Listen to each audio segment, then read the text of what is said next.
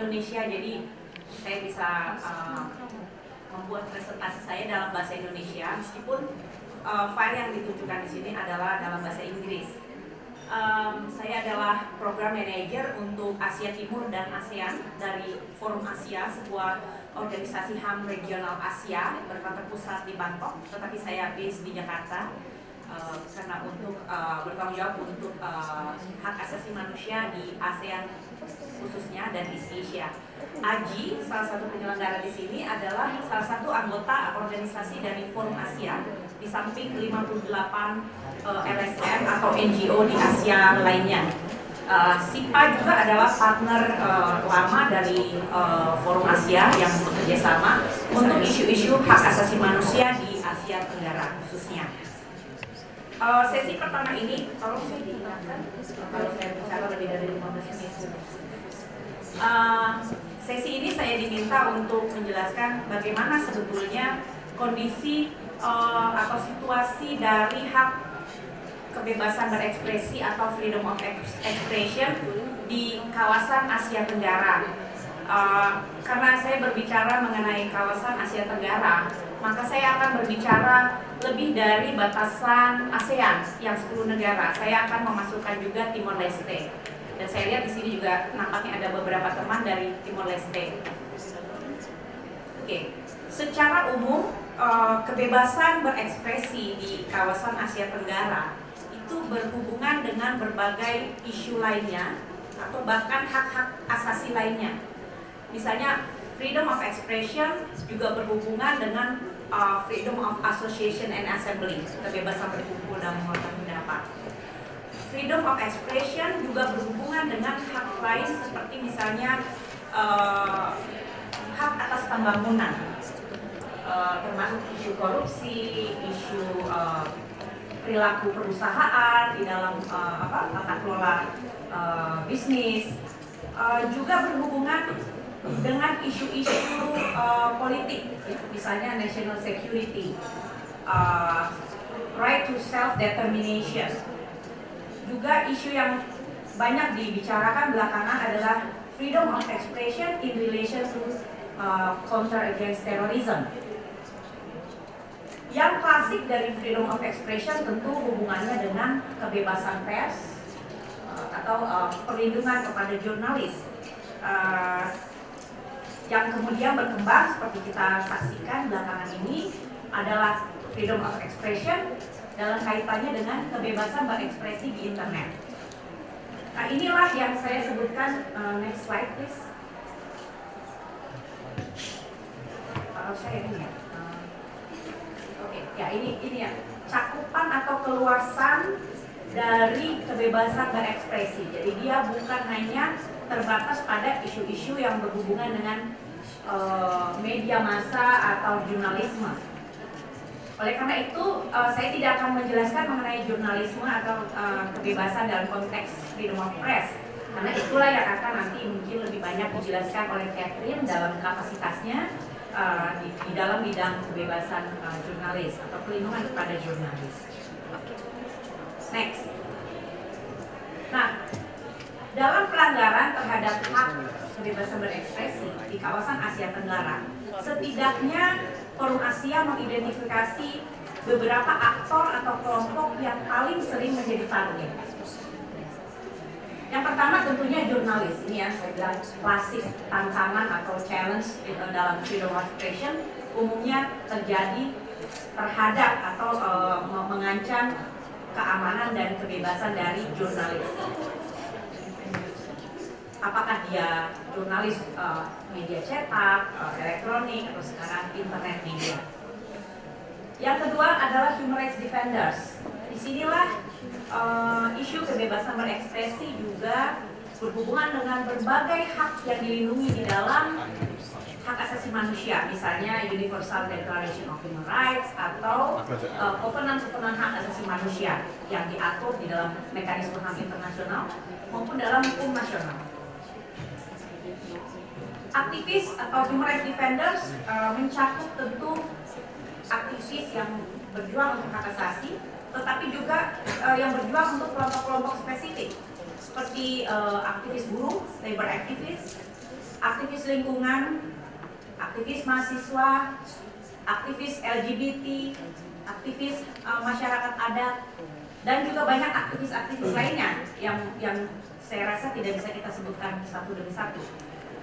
Kita bisa lacak di seluruh negara ASEAN plus Timor Leste, kelompok-kelompok ini kerap menjadi korban atau mendapatkan serangan ataupun ancaman.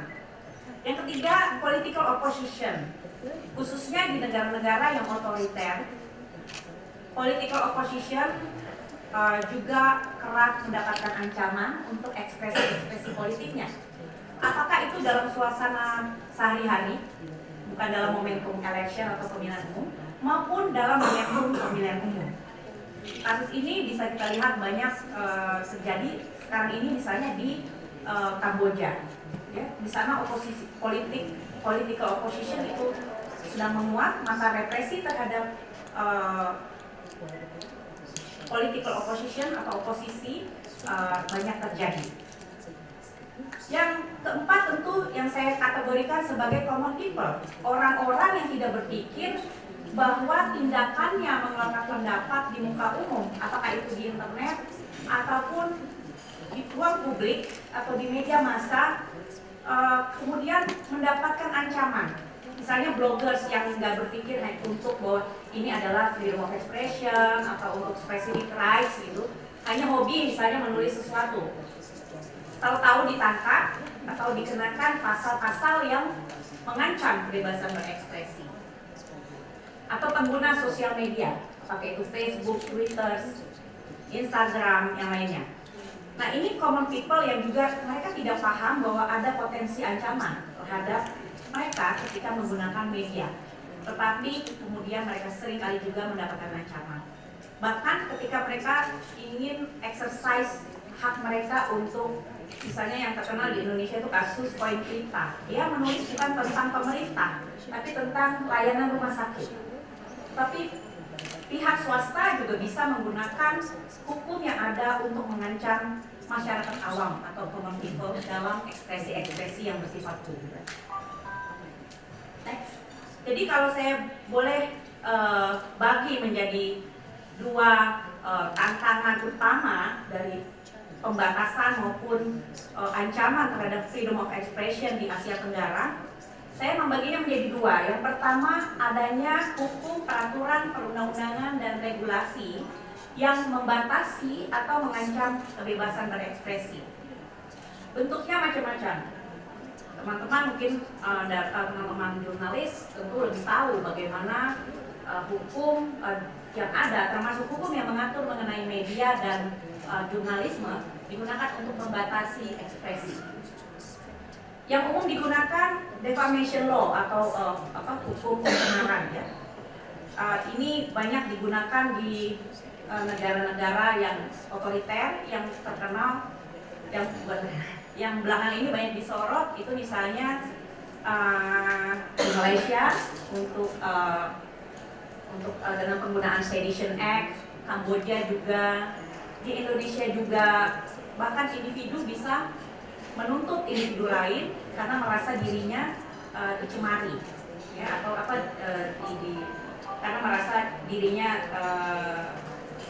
integritasnya atau nama baiknya dicemari. Lalu ada hukum juga yang mengatur mengenai incitement atau ajakan untuk sikap permusuhan. Ini biasanya kalau kita berbicara mengenai ekspresi terhadap pemerintah ataupun pemerintah lokal atau perusahaan-perusahaan besar, banyak digunakan sebagai cara untuk membatasi bahkan untuk mengancam kebebasan berekspresi.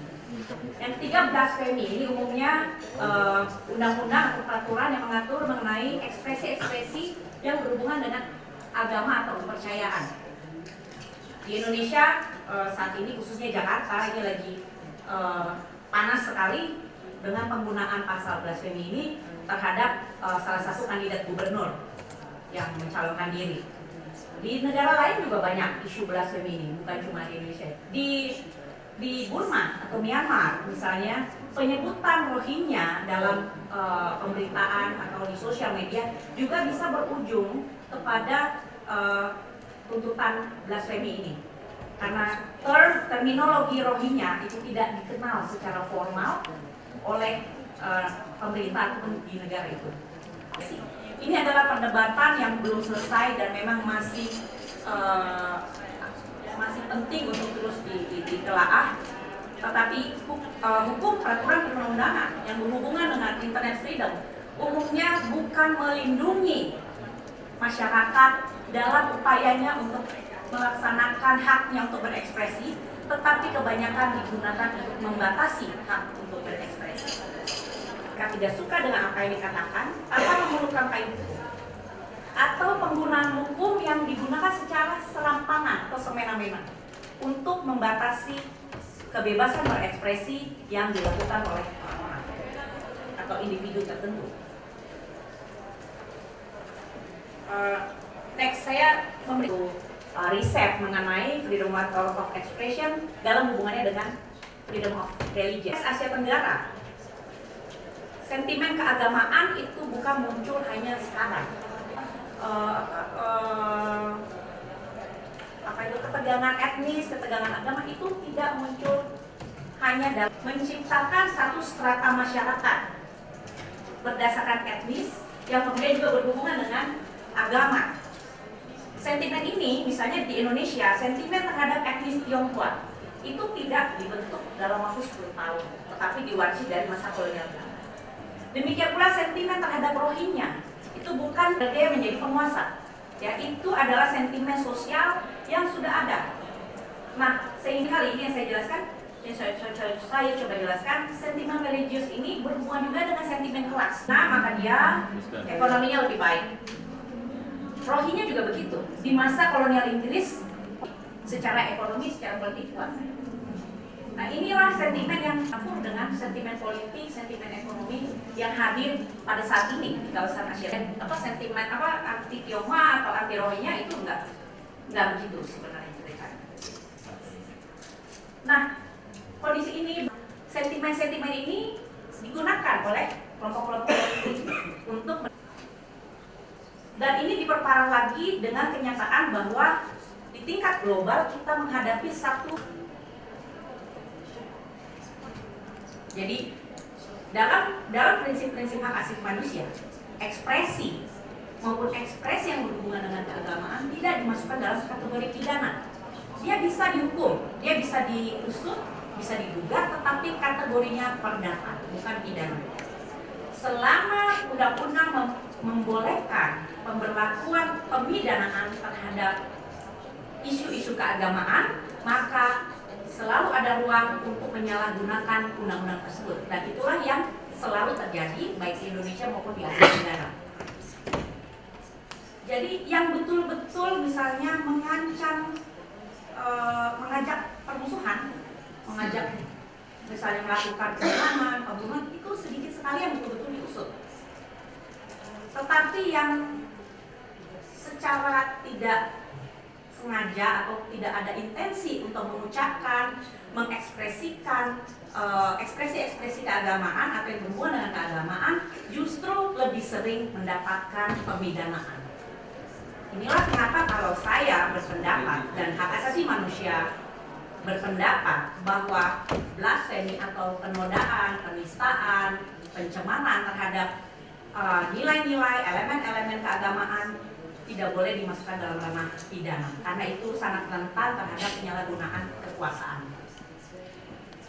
Next, tadi saya menyebutkan salah satu akar dan ruang, salah satu alat yang sering digunakan untuk membatasi kebebasan berekspresi adalah hukum dan peraturan, hukum, peraturan, dan perundang-undangan. Di seluruh negara di Asia Tenggara, kecuali Brunei, bukan karena tidak ada, tapi kita nggak kumpulkan datanya untuk Brunei, mungkin agak sulit.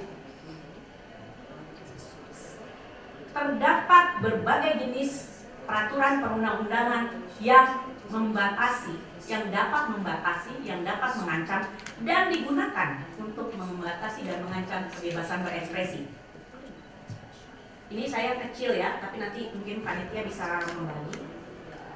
Mulai dari Kamboja, Indonesia, Malaysia, Myanmar, Laos, lalu next Filipina, Singapura, Thailand, Vietnam, Timor Leste, semua memiliki undang-undang yang membatasi dan mengancam kebebasan berekspresi. Kalau saya boleh memberi kredit positif, Timor Leste mempunyai yang paling sedikit undang-undang yang membatasi. Untuk karena negara ini lahir dalam spirit yang baru, yang muncul karena sebagai bentuk reaksi dari pelanggaran hak asasi manusia. Sehingga di Timor Leste lebih sedikit. Tapi dari 10 negara yang lainnya, mereka memiliki dimensi pembatasan yang berbeda. Ada negara yang sangat menekankan pembatasan kepada penggunaan internet. Ada negara yang membatasi pada jurnalisme, media, dan internet. Ya. Misalnya Indonesia, saya sekali-sekali mau memuji negara saya sendiri. Dalam hal peraturan perundang-undangan mengenai jurnalisme, dia relatif tidak terlalu restricted. Tetapi begitu kegiatan jurnalisme dilakukan dalam konteks transaksi elektronik, ya, undang-undang IT, atau dalam konteks national security, misalnya dalam isu Papua, maka penggunaan atau undang-undang untuk mengancam kebebasan berekspresi menjadi lebih besar. Di Singapura misalnya, blasfemi dalam konteks keagamaan tidak terlalu banyak digunakan, tetapi ekspresi sebagai kritik terhadap pemerintah itu lebih banyak digunakan. Di Malaysia mungkin kombinasi blasfemi maupun kritik terhadap undang-undang berhubungan dan kritik terhadap pemerintah juga banyak digunakan. Vietnam juga tergolong yang menggunakan undang-undang untuk membatasi atau mengancam kebebasan berekspresi yang berhubungan dengan kritik-kritik terhadap pemerintah. Jadi 11 negara minus Brunei memiliki berbagai peraturan perundang-undangan yang dapat membatasi dan telah membatasi kebebasan berekspresi, tetapi setiap negara memiliki konteksnya sendiri. Filipina juga tergolong negara yang cukup positif dalam perlindungan kebebasan berekspresi. Saya sudah dipanggil, masih ada waktu ya Mbak Kartika ya, 10.30 kan? Jam 10, waduh dicepetin. Oke. Jadi itulah gambaran situasi dari kebebasan berekspresi di Asia Tenggara. Kalau teman-teman tertarik, kita bisa bikin diskusi lanjutannya mengenai sesi berikutnya harus berbicara apa yang bisa dilakukan di kawasan Asia Tenggara untuk melindungi kebebasan berekspresi. Kalau tadi situasinya, sesi ini hanya untuk menjelaskan ini sebenarnya. Jadi tapi bisa lihat nanti teman-teman apa-apa yang mekanisme apa yang saya tawarkan dan mungkin bisa digunakan untuk melindungi wartawan maupun kebebasan berekspresi. Juga ada beberapa publication nanti di bagian terakhir dari presentasi saya.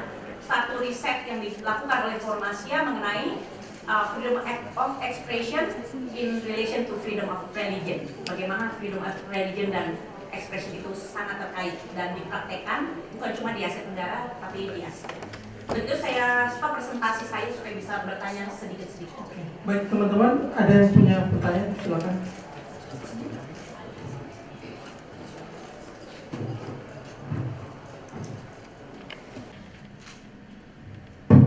Terima kasih, saya Alfonsa dari Aji Jayapura. Ini berkaitan dengan kebebasan berekspresi, khususnya media ya.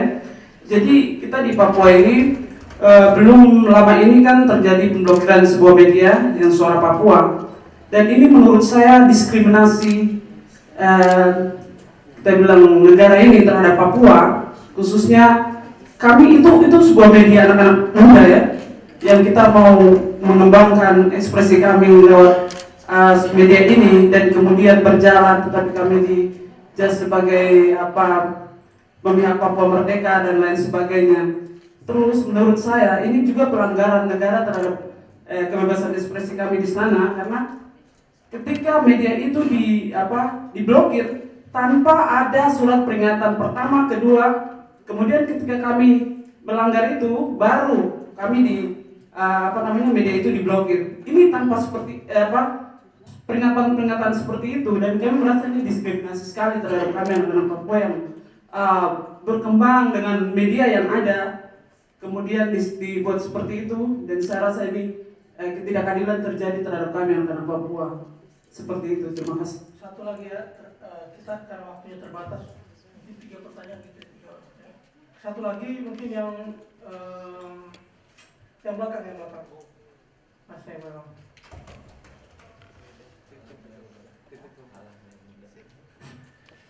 Ya, terima kasih, saya Fadli dari Aji Bandar Lampung. Pembahasannya menarik. Memang kita disibukkan dengan kebebasan berekspresi. Sekarang kalau di Indonesia kan banyak hal-hal yang muncul saking bebasnya, kemudian buat status-status yang kemudian memantik kerucuhan, kerusuhan dan konflik gitu. Sebetulnya kan di negara-negara maju juga kebebasan ekspresi itu tidak mutlak gitu kan, tetap saja dibatasi oleh tatanan-tatanan sosial gitu, terutama etika gitu. Nah, di Indonesia mungkin kebebasan berekspresi itu tidak sejalan dengan keadaban dalam berekspresi ya. Nah, gimana kemudian itu bisa sejalan gitu?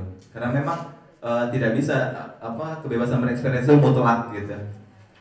Apa yang misalnya bisa dilakukan atau trik-triknya gitu ya, karena kacau juga kalau misalnya sekarang kan di banyak hal-hal yang misalnya buat status yang menistakan orang atau apa itu kan nggak bagus juga gitu.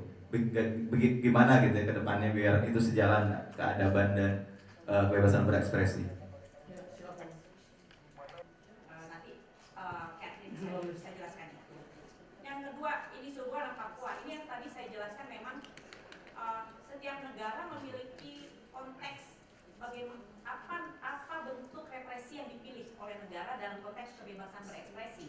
Jadi misalnya gini, di Indonesia saya katakan positif peraturan perundangan maupun kebebasan terhadap pers, kecuali di Papua dan misal kalau saya boleh jelaskan dalam pemberitaan-pemberitaan yang berhubungan dengan korporasi di tingkat daerah, itu jurnalis banyak mengalami ancaman dan pembatasan.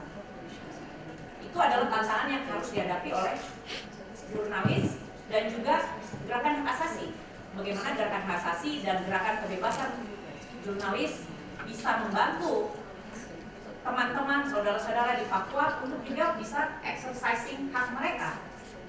Kalau orang di Jakarta boleh ngomong sembarangan di sosial media, kenapa orang Papua tidak boleh bicara hal yang baik mengenai hak untuk self-determination, mengenai kekerasan, mengenai eksploitasi terhadap tanah Papua? Itu kan ada double standar. Tadi teman yang nomor 3 tanya, kenapa sih orang diperbolehkan bicara yang nggak benar dan memicu konflik? Loh, yang bicara benar pun bisa dibatasi haknya. Jadi persoalannya bukan dari apa yang diucapkan, tetapi bagaimana pemerintah mengatur dan mengelola kebebasan berekspresi. Ini berhubungan dengan yang ketiga. Kalau dikatakan bahwa adab dari kebebasan berekspresi Indonesia lebih rendah dari Eropa atau Amerika, saya tidak setuju. Di sana ekspresi penghinaan, meledek itu jauh lebih kejam daripada kita. Berita palsu juga banyak, ya. Tetapi ada minimal kondisi yang harus dihadirkan oleh negara. Misalnya apa? Adanya rule of law, ya, adanya kepastian hukum. Kalau satu orang bisa besok dipidana kriminalisasi, besok ditarik lagi kasusnya, apa yang terjadi dengan KPK, Haris di Kontras, dan aktivis-aktivis di daerah? Mereka tidak tahu kapan ucapan mereka akan mendapatkan ancaman kriminalisasi. Maka ini bukan soal seberapa jorok, seberapa jahat kita berkata di sosial media, tetapi apakah ada kepastian hukum? Itu tidak dihadirkan di Indonesia. Begitu ada kepastian hukum, rule of law, dengan sendirinya peradaban itu akan dibentuk. Orang tahu batas sejauh mana dia bisa mengatakan hal yang palsu, sejauh mana dia bisa mengutarakan hak dia untuk berekspresi. Nah, itu yang menurut saya masih menjadi PR. Indonesia jurnalis sudah lebih terlindungi, tetapi tidak berarti semua ekspresi boleh dikatakan dan ada jaminan untuk berekspresi. Saya rasa jawabannya di situ. Mudah-mudahan memuaskan. Kalian menutup, terima kasih atas perhatiannya. Mohon maaf atas waktu yang Kita terima kasih. Oke. Kita akan nanti cari sisi itu sendiri ya Pak ya. Kita akan usahakan. Teman-teman, sesi berikutnya kita akan berdiskusi soal kebebasan pers di Asia Tenggara. Nah, untuk presentasi akan dilakukan dalam bahasa Inggris. Teman-teman mungkin yang butuh untuk penerjemah silakan berkoordinasi dengan yang di belakang. Oh di tengah, ya, iya bisa koordinasi di sana. Menyerahkan KTP dan nomor telepon untuk mendapatkan. Karena sudah lagi, boleh. Nama aja nama ya. Karena kemarin kita kalau nggak salah itu sempat ada dua yang ya, entahlah mungkin ke bawah atau gimana. Free expression and press freedom in Southeast Asia. Jadi kita akan bicara apa itu kebebasan berekspresi, apa itu kebebasan pers, dan situasinya di masing-masing negara di Asia Tenggara. Untuk please, waktu dan kesempatan tadi. Selamat pagi, magandang umaga, good morning. But that's the only bahasa I know apart from terima kasih. Okay, so today we'll speak about free expression and press freedom in Southeast Asia. So what do we mean when we say freedom of opinion and expression? So these are the declarations, treaties, and covenants that talk about human rights. I've specifically listed here those that pertain to the topic for today, which is expression and opinion. So let's break it down. Freedom to hold opinions. What do we mean by that? It just means that we have the right to disagree or criticize. That's the right that's being protected when we talk about, opinion and expression. So the next part would be the right to seek, receive, and impart information and ideas. So the right to seek, receive, and impart. When we talk about that, we're talking about self-expression. We're also talking about press freedom, because this is our responsibility. Also the right to know and access to information. And when we talk about all kinds of information and ideas, we are talking about pluralism, access to all kinds of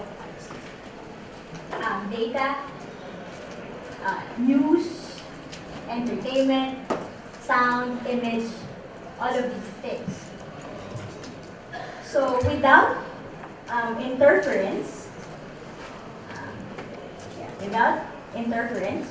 what do we mean by that? It just means that without interference from public authorities or from government, as well as the idea that there should be no censorship. When we say through any media, so like I said a while ago, it will be print, broadcast, online, multimedia, words, images, and sound.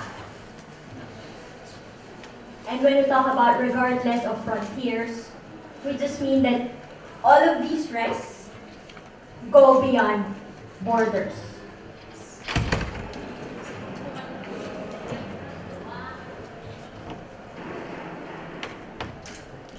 But freedom of expression and opinion as a right, as a human right, what does that mean? If it's human rights, it basically means for all or for everyone. It's nationally and internationally protected by laws, constitutions, bylaws, and it is not like what our friend here a while ago asked, but these rights are not absolute. Of the conventions and declarations that we have, only 4 rights are non-derogable. When we say non-derogable, it refers to that there will be no derogation of these rights. So those rights are only four. Freedom of expression and opinion does not fall under those four. Okay? The human right, the bigger picture is the freedom of expression and press freedom. So if you ask about journalists, do we have a journalist's right? Well, journalists don't have a special status. Journalists are just like any other human being. But we have a derivative right. It means that our responsibilities and our rights, when we do our work, is because it is protected because we do it on behalf of the public.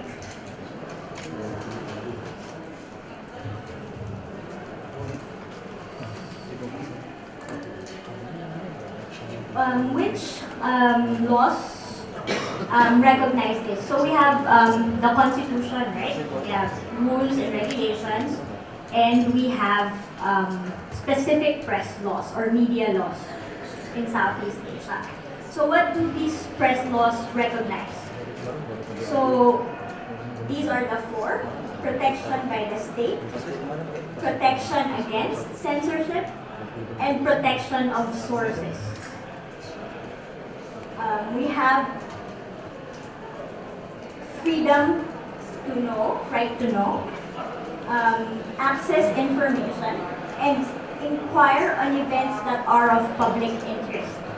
So we always have this tag that of public interest.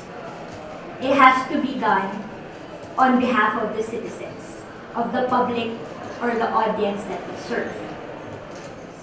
We can refuse subordination. We cannot be compelled to perform contrary to convictions and conscience. Also, we can establish and form media associations.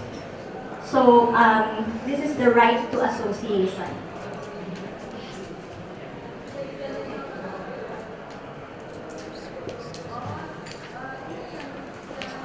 But like we said a while ago, the right is not absolute. So we have limitations.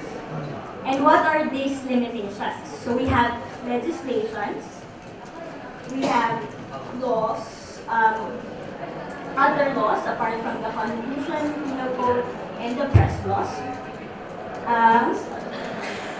When the right to information or access to information, this can be limited if there is no freedom to information law. In Southeast Asia, those countries that have the freedom of information law are Indonesia, Thailand, Vietnam, and Malaysia. But in Malaysia, it's only the states of Penang and Selangor. The rest of the Southeast Asian countries do not have the FOI law. And of course, the changing media landscape will provide our context of how we do our work and what our responsibilities are. So before, we only have print, and then we moved to broadcast, radio, and television. And now we're moving online.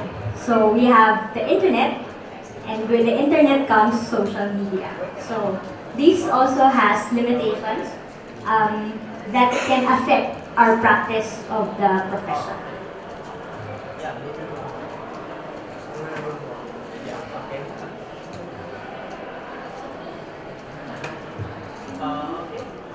You cannot see, but we have other issues in Southeast Asia, and the number one would be violence against the media by state and non-state actors.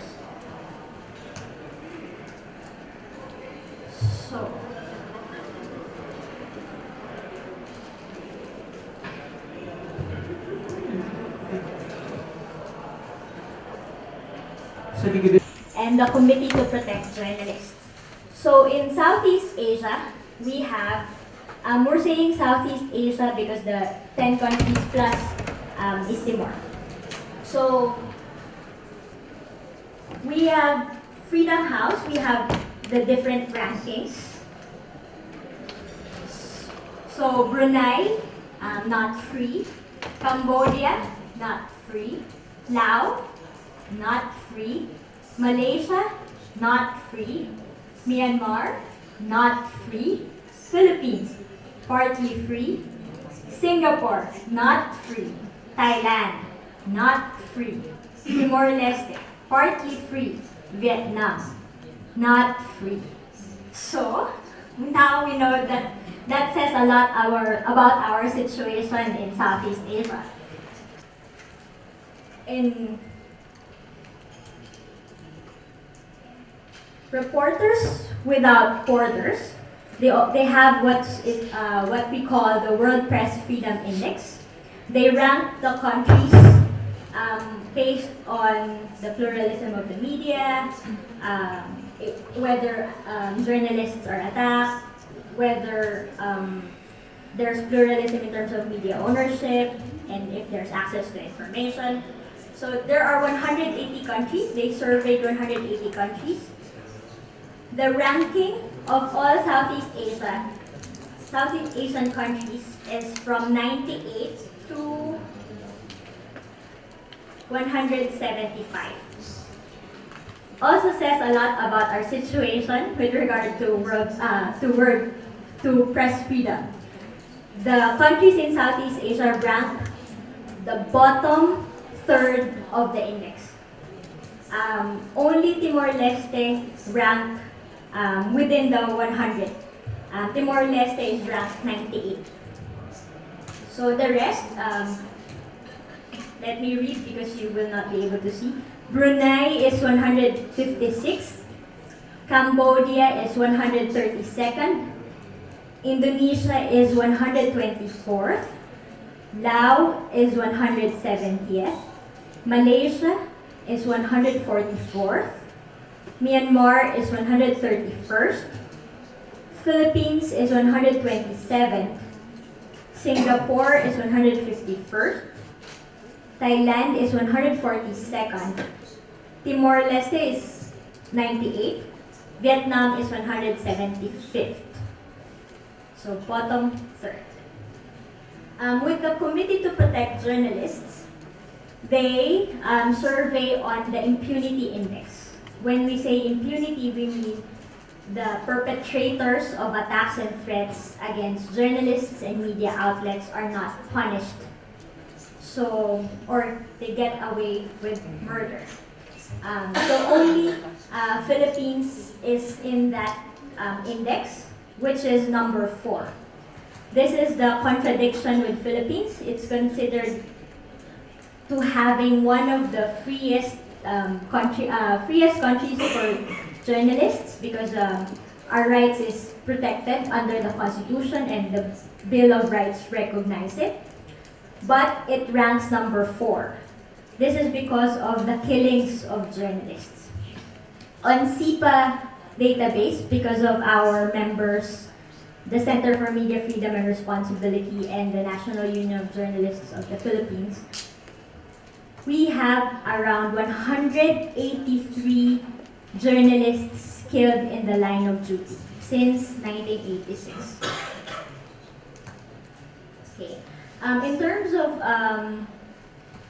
other attacks and threats, CPJ also has the 10 most censored countries. They did this in 2015.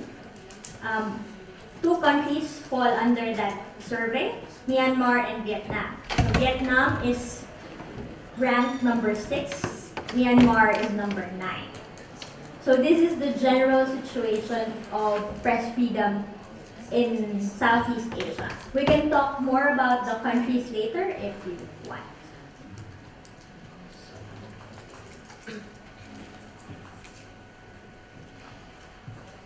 Other issues on the press is self-censorship.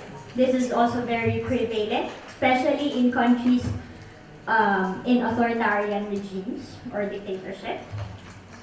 Corruption, what we call paid-for journalism. This has to do with the ethics and professionalism of journalists and media practitioners. The vested interest of owners and friends. We found that a lot of the countries are now facing what we call the trend of media conglomeration. So these are the owners of the media outlets are very few. It's actually a monopoly. And some of the owners in other countries, most of them, the owners have political interests. So they are affiliated with the ruling parties, or they have very high, they have their own parties. So that's also a trend. Another issue would be the commercialization of the media, meaning the tyranny of advertising, because most of the media tend to be profit-oriented. So instead of making news for the public interest, we make news to earn money. So that's it. That's my entire presentation. We can talk about more, or we can discuss the other issues that you may want. I would just like to also present where I come from. The Southeast Asian Press Alliance was established in 1998. We are a regional network of 12 members in 7 Southeast Asian countries. AGI is our member. We have programs on advocacy and journalism development. By advocacy, we work for genuine press freedom and free expression in the region. With journalism development, we provide knowledge building as well as trainings for journalists and media organizations. Thank you. Teman-teman, kita beri aplaus dulu. Saya buka, saya ingin bertanya 5 pertanyaan. Kita mulai dari. Okay. So far, for Timor-Leste is happy for us, like journalists, because we have freedom of expression is a very, it's good for us to how to access information from our state government and wherever we want. My question is how to the SIPA report. Every year you read that discrimination, violence against journalists is more than still increased. Like to the Papua case, it's for me like a human, like a journalist, is very terrible for me. So what kind of the SIPA do it? Already do it, and then maybe you find some good solution to the United Nations officer, or maybe and then influence the government, or maybe you have some policy to influence them to change some policy or some law of the in government policy. So please tell us the so far is what the successful got it from your vision to help to protect the journalists and media in SIPA members. Thank you. Ya, berikutnya yang belakang tuh, yang tengah dulu, yang tengah ya. Banyak yang ya.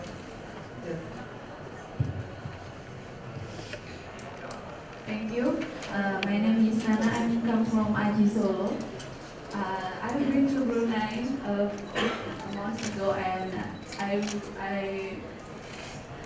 really surprised that there's only 2 television channels in Brunei, and it's only broadcasting propaganda. And I spent 2 nights at Brunei, and I almost recognize all the conversation, and all day they just play something like in Indonesia we call the Islamic music, and then they just play that all day long. And I've been to Vietnam also, but at least there is entertainment channel, so people can get, maybe they can get news like hard news like in Indonesia, but at least they can see entertainment. But I have a question. how WordPress and SIPA can help people in Brunei to get their news, because I also speak with Bruneian, and they say that a lot of things that they can get information more about the case, like something like rape, and then stealing, something like that. They can get more information to the police because they can access it. How can we help them to get? Ya, berikutnya. Oh ya, yang belakang dulu aja ya. Terus. Good morning. My name is Dr. Mwangi from Kenya, East Africa. I'm impressed by your presentation in terms of describing the freedom of expression and the fact that journalists do not have special freedom, don't have special rights. And that's very good for them to understand that they don't have special rights. They only have rights because they serve public interest. But the most interesting thing is that in Kenya, for example, or in Africa, we have very good laws protecting journalists and the freedom of expression. The biggest challenge that we have is impunity against journalists, such that those laws becomes useless because they are not applied when it comes to protection of journalists.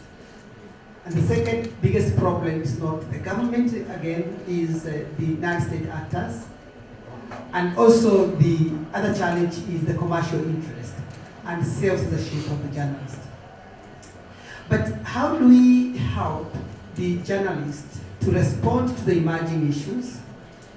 And how do we help journalists also become part and parcel of tackling socio-economic problems of our countries? Thank you.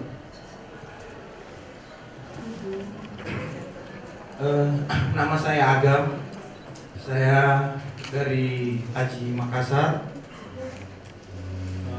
Yang saya ingin tanyakan terkait materi ini adalah bagaimana Anda melihat ketika perusahaan media di Indonesia dikendalikan oleh para politisi atau politisi yang mempunyai media itu. Apa yang saya tawarkan solusi apa dan lakukan terhadap hal ini? Sebab begini, kami menceritakan sedikit bahwa tekanan redaksi newsroom itu kami merasakan sekali ketika ada seorang politisi itu mempunyai media tersebut. Kami tidak bebas mensuarakan untuk publik dan sering untuk kepentingan politisi itu sendiri. Ancamannya pemecatan atau dikeluarkan dari perusahaan tersebut. Nah, sementara kami juga umur berjalan terus. Nah, syukur-syukur kalau dipecat kita di usia muda. Tapi kalau di usia yang sudah tidak produktif, ini sangat mengganggu. Terima kasih. Satu lagi. Oke, terima kasih. Saya Afnan dari Haji Budi. Saya menambahkan Mas Dadi Sagam. Pasti sama, kita memang dalam satu perusahaan sama.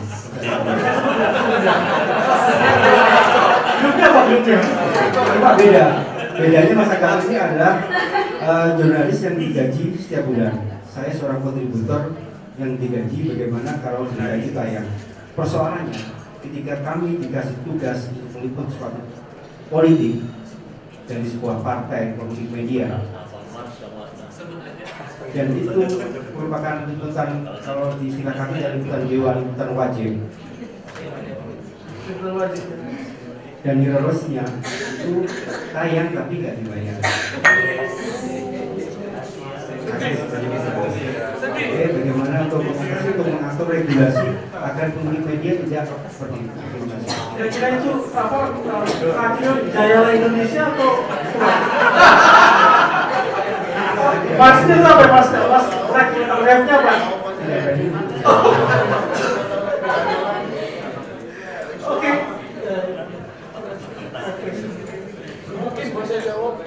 So but I'll address each question. So for the East Timor, what have we found is a good solution? Well, which mechanisms work in terms of attacks and threats? We do believe that reporting and monitoring the threats and attacks help because it raises the trends of what's happening within the region, what's happening within our profession to the public. And we always believe that it should be, we should make our citizens, our public stakeholders in this issue because it's really them who will provide protection for us apart from ourselves.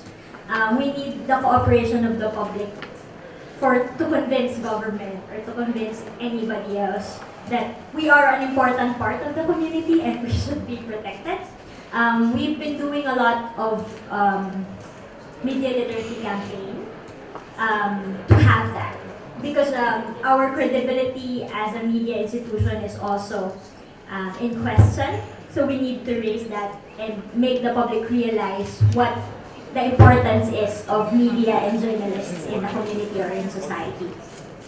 Also, we do safety training like this with our partners.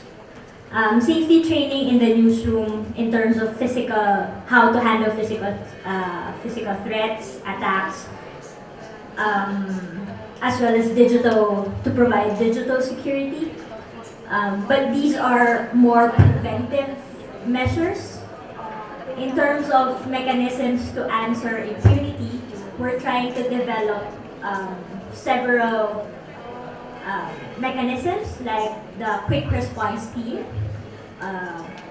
The quick response teams, or we call it QRT, whenever a threat or an attack happened against a journalist, apart from knowing what happened or providing a case profile, we send teams composed of journalists, civil society organizations, human rights groups, as well as the government, to look into the case and know, one, what happened, and then two, provide whatever we can do as a solution to, for example, if there's a killing, what can we do to build the investigation and to take it to court? Because a lot of these issues, or a lot of the attacks don't even get to the court, right? And if it's in the courts, it gets into the whole failure of the justice system, and thus the impunity happen. Also provide a legal defense for journalists, because except for example the Philippines, where killings are happening very regularly, other countries in Southeast Asia face more lawsuits or imprisonment than killings. So we hope that to establish a media defense team could help. So those are some of the issues we'd like to engage both civil society organizations, media organizations, and the government. I think particularly it's important for us to engage with the government because they will be the one prosecuting this perpetrator. So, and also because most of the attacks and threats are by state actors. So we really need them to know the importance of media in the society. I hope that How is work? Sorry? How is work now?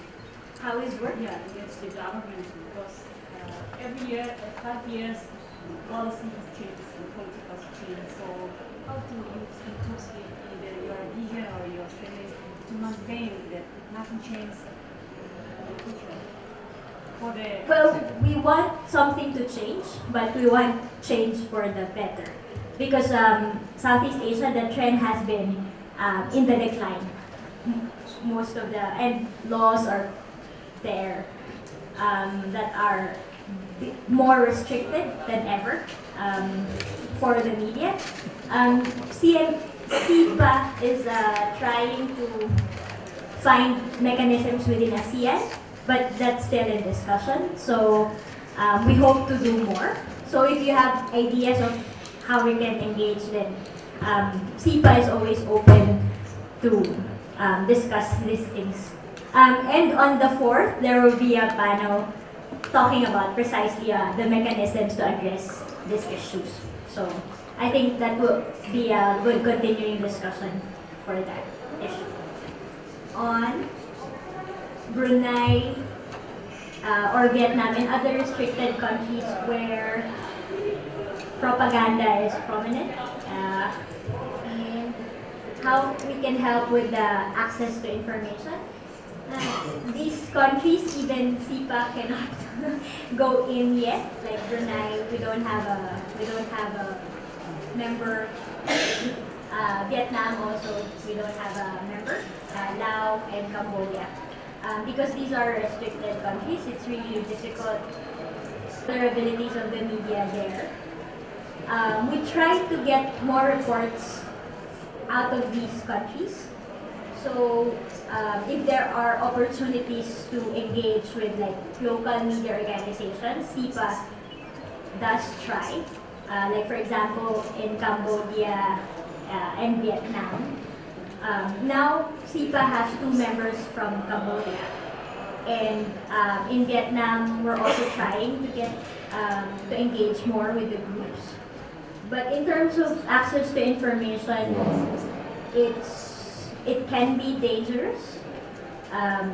So I think the solution would be more to train or build the capacity of these journalists to be more professional in terms of how they do their skills or to improve their skills, and also be aware of the legal situation that they can be, that they need to think of when they try and get stories out of these restricted countries. So it's a work in progress. It's really difficult, but we're trying to be present in these countries to be able to help the journalists address their issues.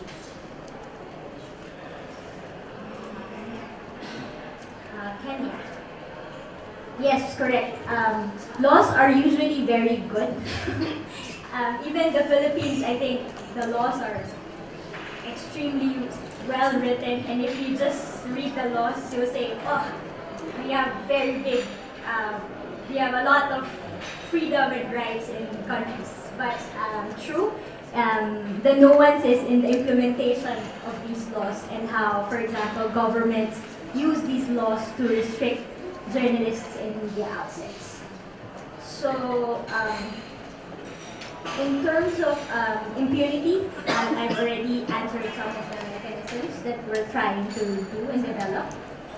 In terms of the social economics, we try to engage with unions, because with the cooperation of journalists, they need to build themselves and work within their groups to fight for their rights. I mean, it cannot be just a single journalist or a single outlet, a media outlet. It has to be the entire profession. So it takes a while to be able to do that, for us to fight for our welfare and to improve the working conditions of journalists. So we have several unions that we're working with, SIPA, so to address these issues on working conditions, as well as also engage media owners, but it's very difficult to start the discussion. So with that comes the pressure from newsrooms. I think all journalists, especially those are like correspondents, don't have enough rights, or the working conditions of journalists across the board is really bad. We have no wages, we have no insurance, so we work um, in vulnerable conditions, but we don't have any safety precautions. So we're trying to address that as well with the journalists' organizations to try to at least push for those rights. There are some organizations like the Rory Peck Trust Foundation who which provide insurance for freelance journalists. So you can look into that if you want. But the general conditions of the press in terms of the media ownership is a priority issue for SIPA. I think first we want to know the baseline because there are only two most recent that I have at the top of my head that talks about research that talked about media ownership. One is in Cambodia and another is in the Philippines. This was supported by the Reporters Without Borders. So it laid out the field in the Philippines and in Cambodia of what the media ownership is like in those countries. So if we can work more and do that for all the Southeast Asian countries, then that's a good resource already for us. Because knowing what's happening in the field and knowing what we're supposed to fight for makes the policies or the campaigns that we'll do proactive. We will be addressing the issue more if we know what's happening on the ground. So we want evidence-based action. So we'll try and get that to have a media ownership scan or media environment scan of the other countries in Southeast Asia as well.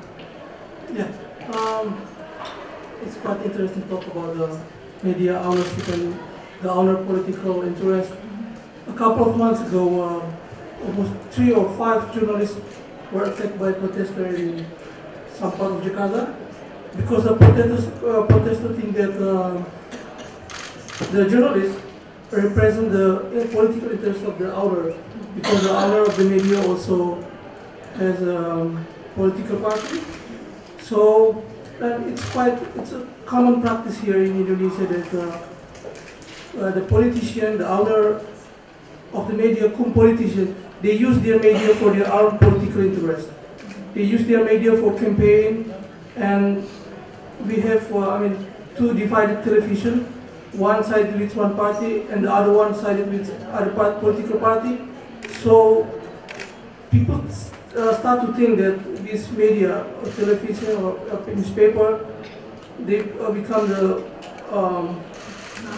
mouthpiece of the political interest here. And it usually happens that journalists on the field, they become the victim, they being targeted by a protester or maybe other political interest, opposition. Such kind of thing happen here, quite happen. And what do you think about that? What can be done? That's why we have been saying, one of our members of which I came from, the Center for Media Freedom and Responsibility in the Philippines, the way to address the press freedom issues is two-way. So it's the ethics and professionalism from. The other one would be press freedom protection. Because the two, we believe, work together. We have been saying in the Philippines that responsibility is our best protection. So we like to build the capacity of journalists so they know what to do in situations like when they're covering protests, or when they're in a crisis or conflict situation, when they're covering war.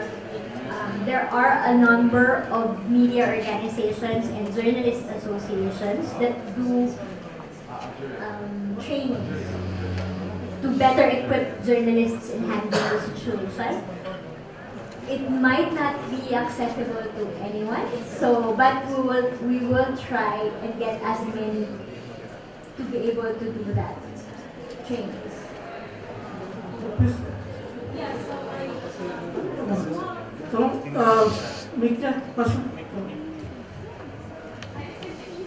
Okay, so Your name and where? hey, my name is Adama Liba. I'm from the Gambia, West Africa. My question is, how can we hold government accountable?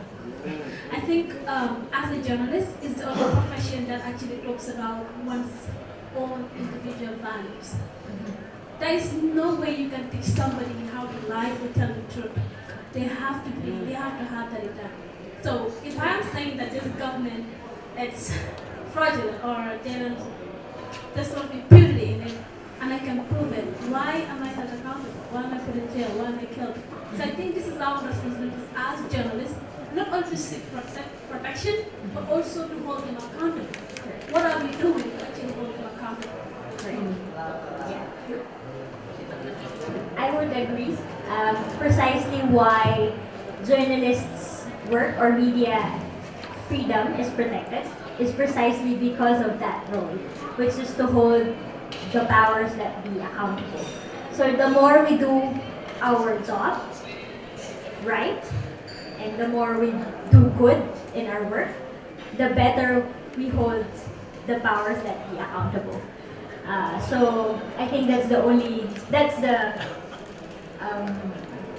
relationship of the government, the media, and the public in society. So that's how democracies work, and all of us would like to have that achieved. But of course, it's difficult given the different contexts and situations of the journalists that we have. For example, the working conditions and the laws that limit our rights. So we have to work within those contexts, but we're trying to get. Ya, silakan masih ada yang punya pertanyaan. Oke, kita ke. This is Begum from Germany, Vice President of German Journalists Union, Stuttgart. I like to know whether you have any asylum system for the journalists in Asia for the Asian journalists. Thank you. When I was working back in the Philippines, when a journalist is threatened or attacked, and because usually this happens in local situations, correct? So we try to get them out of where they are.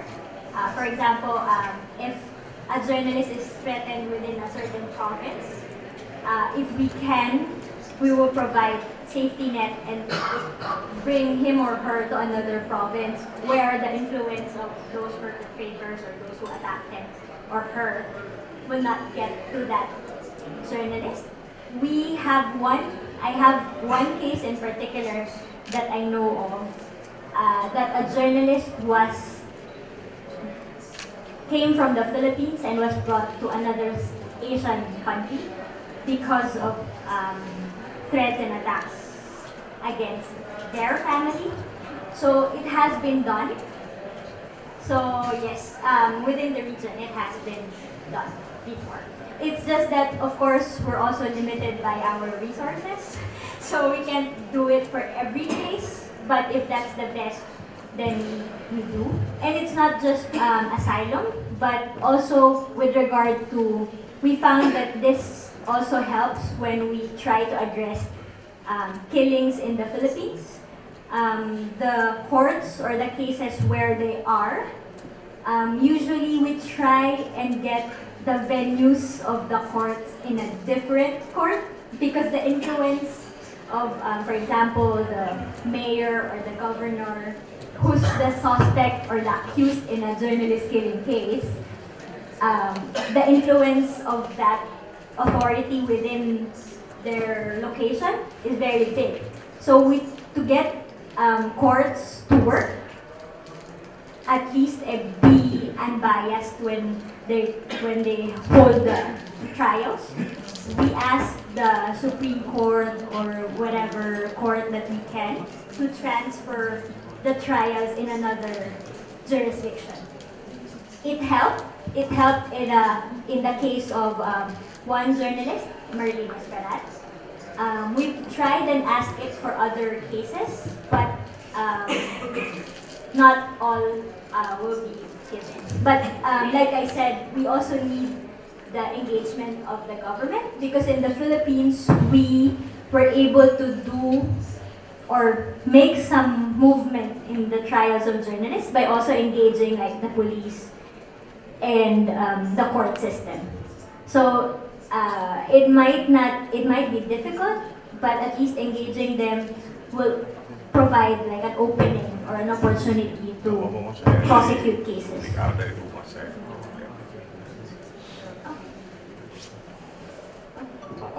Yang depan, silakan depannya. Menarik materi yang diberikan soal kebebasan berekspresi dan perlindungan terhadap pers. Saya singkat saja, terutama kepada pihak pembicara.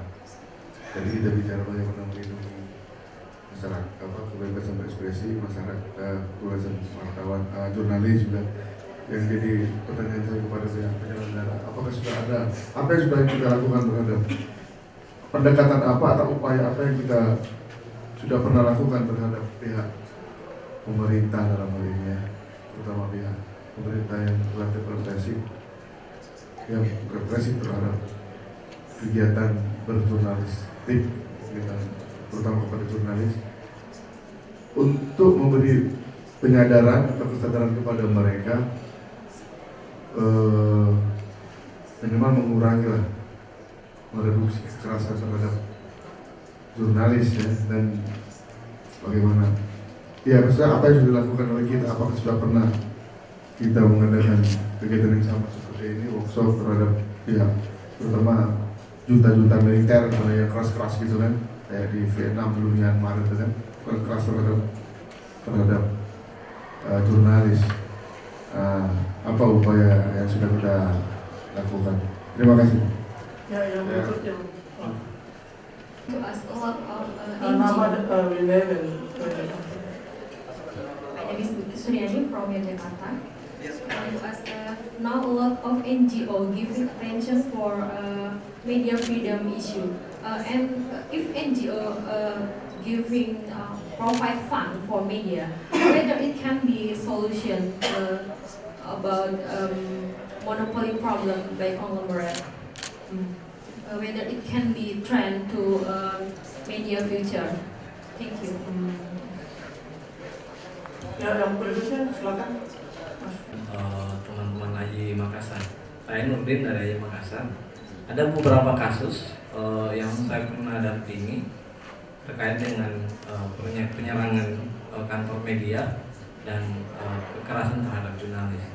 Namun dari semua kasus itu hampir pasti putus di tengah jalan dan jarang sampai ke proses sidang.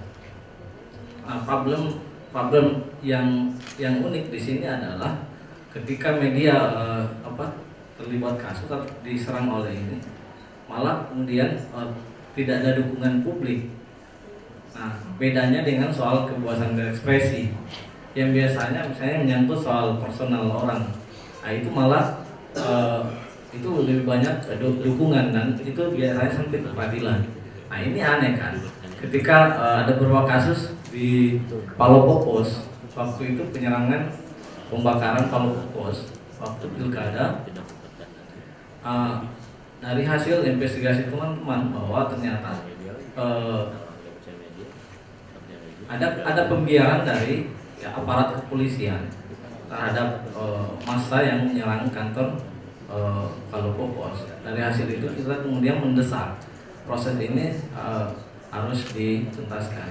Namun problemnya adalah ketika kami bertemu dengan pimpinan media jejaring Pajar Group Jawa Pos, mereka malam mereka mempending, tidak mau dibantu, tidak mau dilanjutkan dengan alasan bahwa mereka punya kerjasama dengan aparat kepolisian, karena kami mendesak bahwa kerusuhan yang terjadi di Palopo waktu itu dan penyerangan kantor Palopopos adalah ada proses pembiaran dari aparat kepolisian.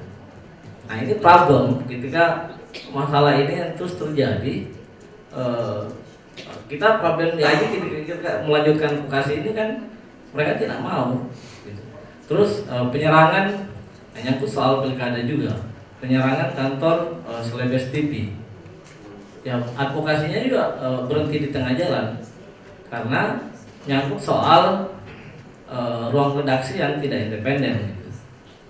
Mereka disogok dengan iklan, ya selesai. Ya jadinya Aji hanya sebatas apa ya, orang bilang jadi pemadam kebakaran gitu. Setelah itu tidak sampai ke pengadilan. Jadi ada dua sisi di sini. Tidak ada keberpihakan pemerintah melalui aparat kepolisian maupun media itu sendiri. Nah, kasus terakhir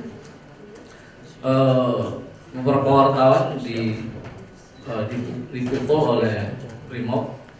Nah, itu juga tidak sampai ke peradilan, hanya di peradilan etik. Kita mendorong untuk dipidanakan ke peradilan umum, tapi kepolisian juga tidak ada yang serius untuk menangani. Ini juga problemnya. Yang unik lagi adalah jurnalis juga kadang juga mereka tidak getol untuk didampingi gitu. Anehnya kan ketika masyarakat umum terkait dengan kebebasan ekspresi mereka getol, tapi kalau menyangkut jurnalis kadang mereka ogah-ogahan gitu. Ini problem. Jadi kita diaji juga agak repot dalam mengadvokasi kasus-kasus seperti ini. Nah, yang terakhir satu yang masuk ke pengadilan karena kita desak terus pihak polisian untuk menangkap pelakunya, penikaman terhadap jurnalis dari geng motor. Tapi kemudian di peradilan ternyata yang bebas karena memang bukan pelakunya. Hasil investigasi teman-teman bahwa ternyata yang ditangkap ini bukan pelakunya. Nah, ini problem. Itu mungkin sedikit dari saya. Terima kasih. Satu lagi. Ya.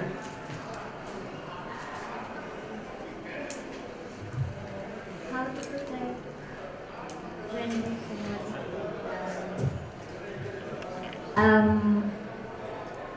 we in the Philippines we have done before a number of trainings with civil society organizations, the police, the court lawyers and judges, a training on understanding the role of the media in democracy. So we were able to do that before. We can replicate that in other countries, I suppose. I will raise it to the SIPA group so that we have a need to do more media literacy trainings, particularly to authorities for engagement. So, thank you for that point.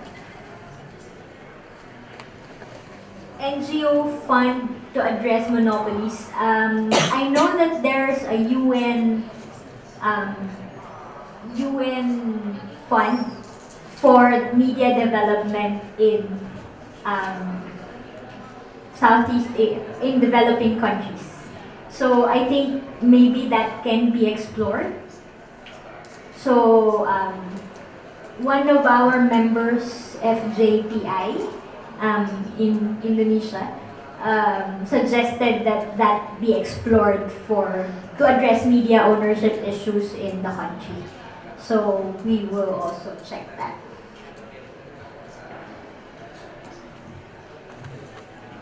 In terms of the incident in Aji, Makassar, this has been a problem not only for Indonesia, but I think of the press around the world. The credibility of media and journalists are low, and this has to do with our issues in terms of ethics and professionalism. So one thing that we're trying to raise is the capacity and the skills of journalists, as well as strengthening the self-regulatory mechanisms that we have. So there are a number of self-regulation mechanisms. One is the most common, I think, the reader's advocate, but these are per organization. So if there are abuses or abuses by media practitioners, or if there are complaints against the media, they can raise it to the reader's advocate. The problem is people are not aware that apart from legal mechanisms, there are existing self-regulatory mechanisms. So one of our suggestions is to raise awareness on these other venues for complaints against the media. Because addressing the abuse or the corruption issues and questions against the practice of the profession will also help our credibility with the public. Correct? So apart from the reader's advocate, there is also media monitors. So they check the faults of the media when they cover stories. That exists in the Philippines. We have the Philippine Journalism Review. We used to have it in Indonesia, but I think it's now defunct. So there are, of course, now SIPA is working on a big case, press councils. So we'd like to try this self-regulatory mechanism using the press councils to step in on media issues.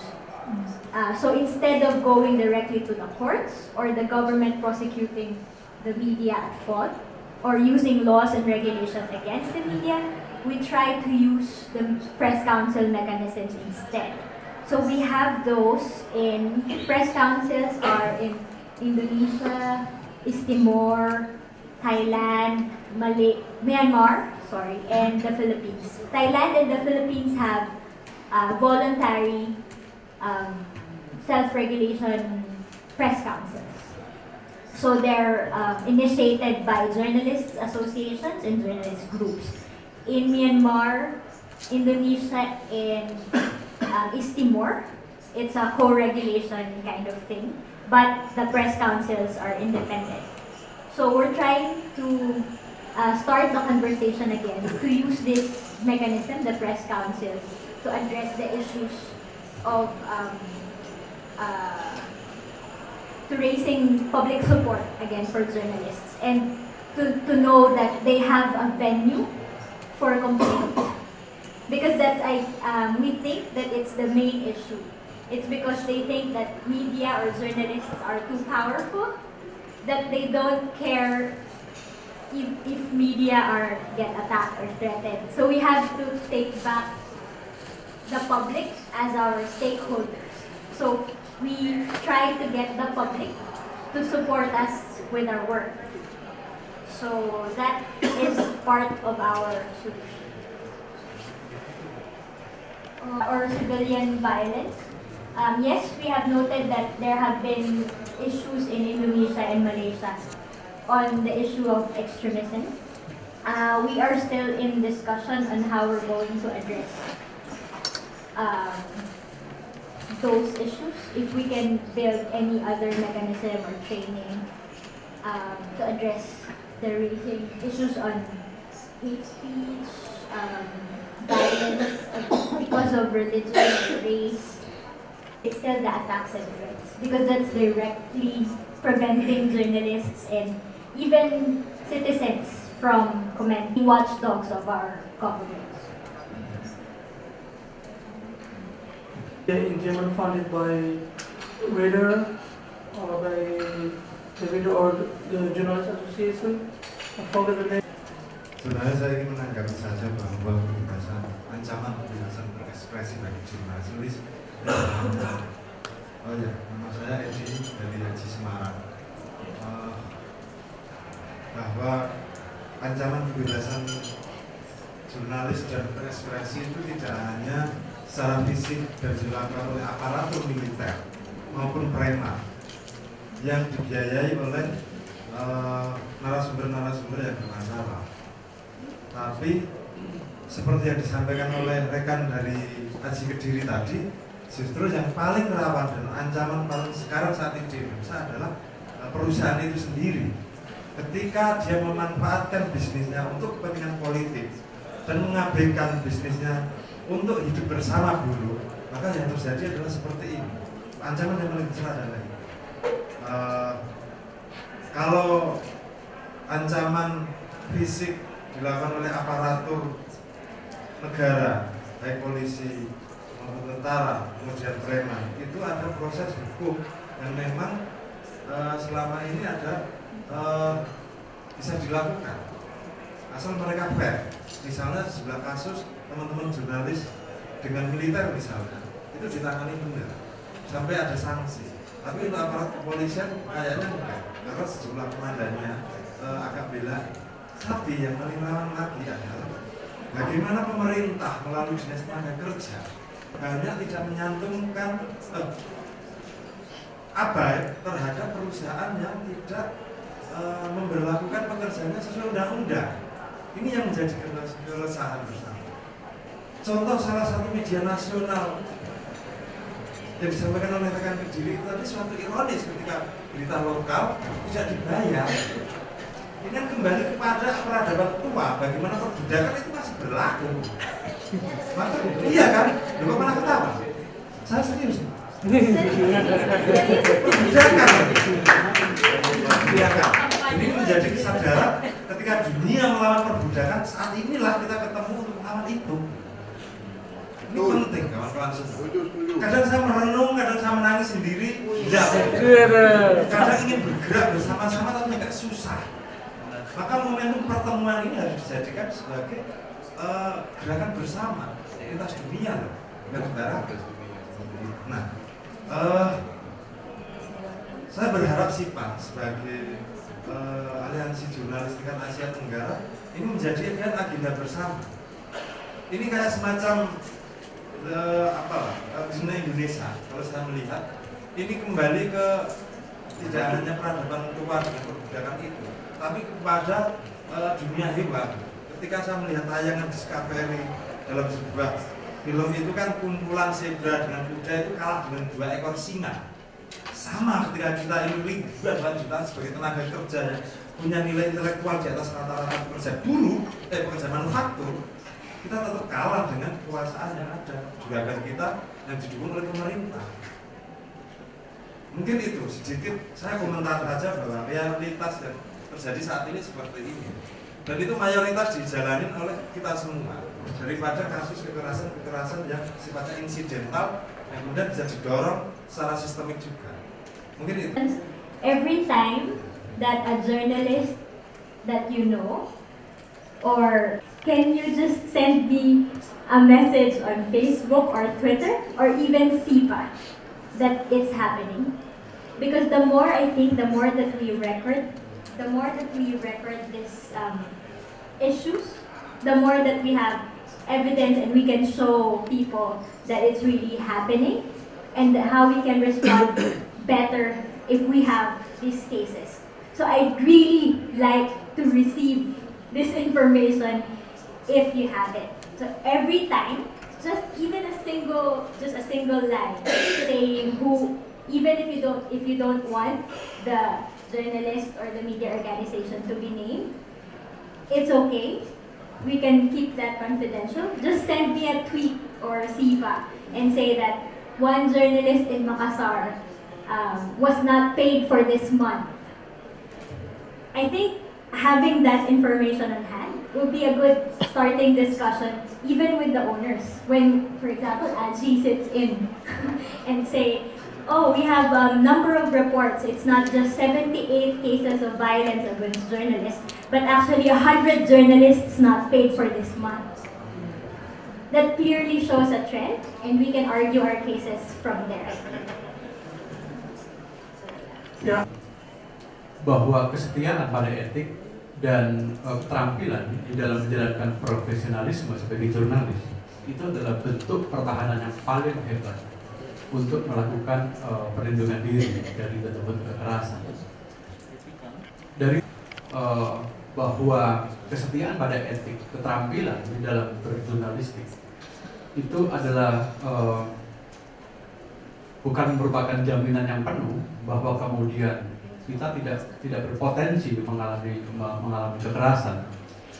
Apa yang disampaikan Gusti tadi tentang 4 jurnalis yang melakukan keributan pada saat ada unjuk rasa di Jakarta, ada kekerasan yang terjadi. Nah, kita melihat bahwa ada dominasi yang luar biasa dari publik media.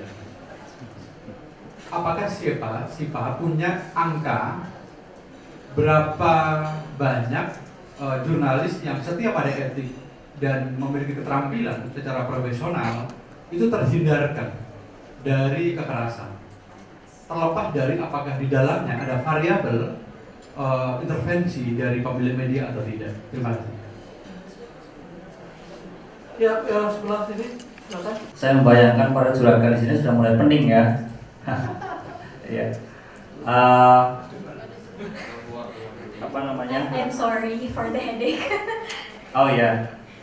Para juragan di sini kan banyak gitu ya. Dan sekali lagi, once again, the problem is regulation ya. Sekali lagi permasalahan adalah regulasi.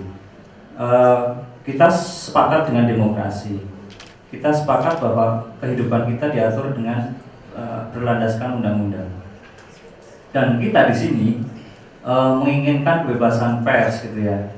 Yang itu semestinya dijamin oleh undang-undang, ya. Karena semuanya berpangkal pada itu. Namun pada prakteknya, gitu ya, bahwa beberapa regulasi itu tidak berpihak pada kebebasan pers itu sendiri, yang artinya juga mengkhianati prinsip atau konsep demokrasi. Nah, pada forum ini banyak sekali data dipaparkan bahwa banyak jurnalis dibunuh, banyak kemudian aturan-aturan yang represif gitu ya. Dan itu kenapa saya berharap sebenarnya tidak hanya SIPA atau Asia Forum yang didudukkan di sini satu meja, tapi juga pemerintah gitu ya, agar bisa menjawab permasalahan-permasalahan ini gitu. Kalian sudah sepakat dengan demokrasi, misalnya pemerintah harus konsisten dengan konsep itu. Itu yang pertama. Di sisi yang lain,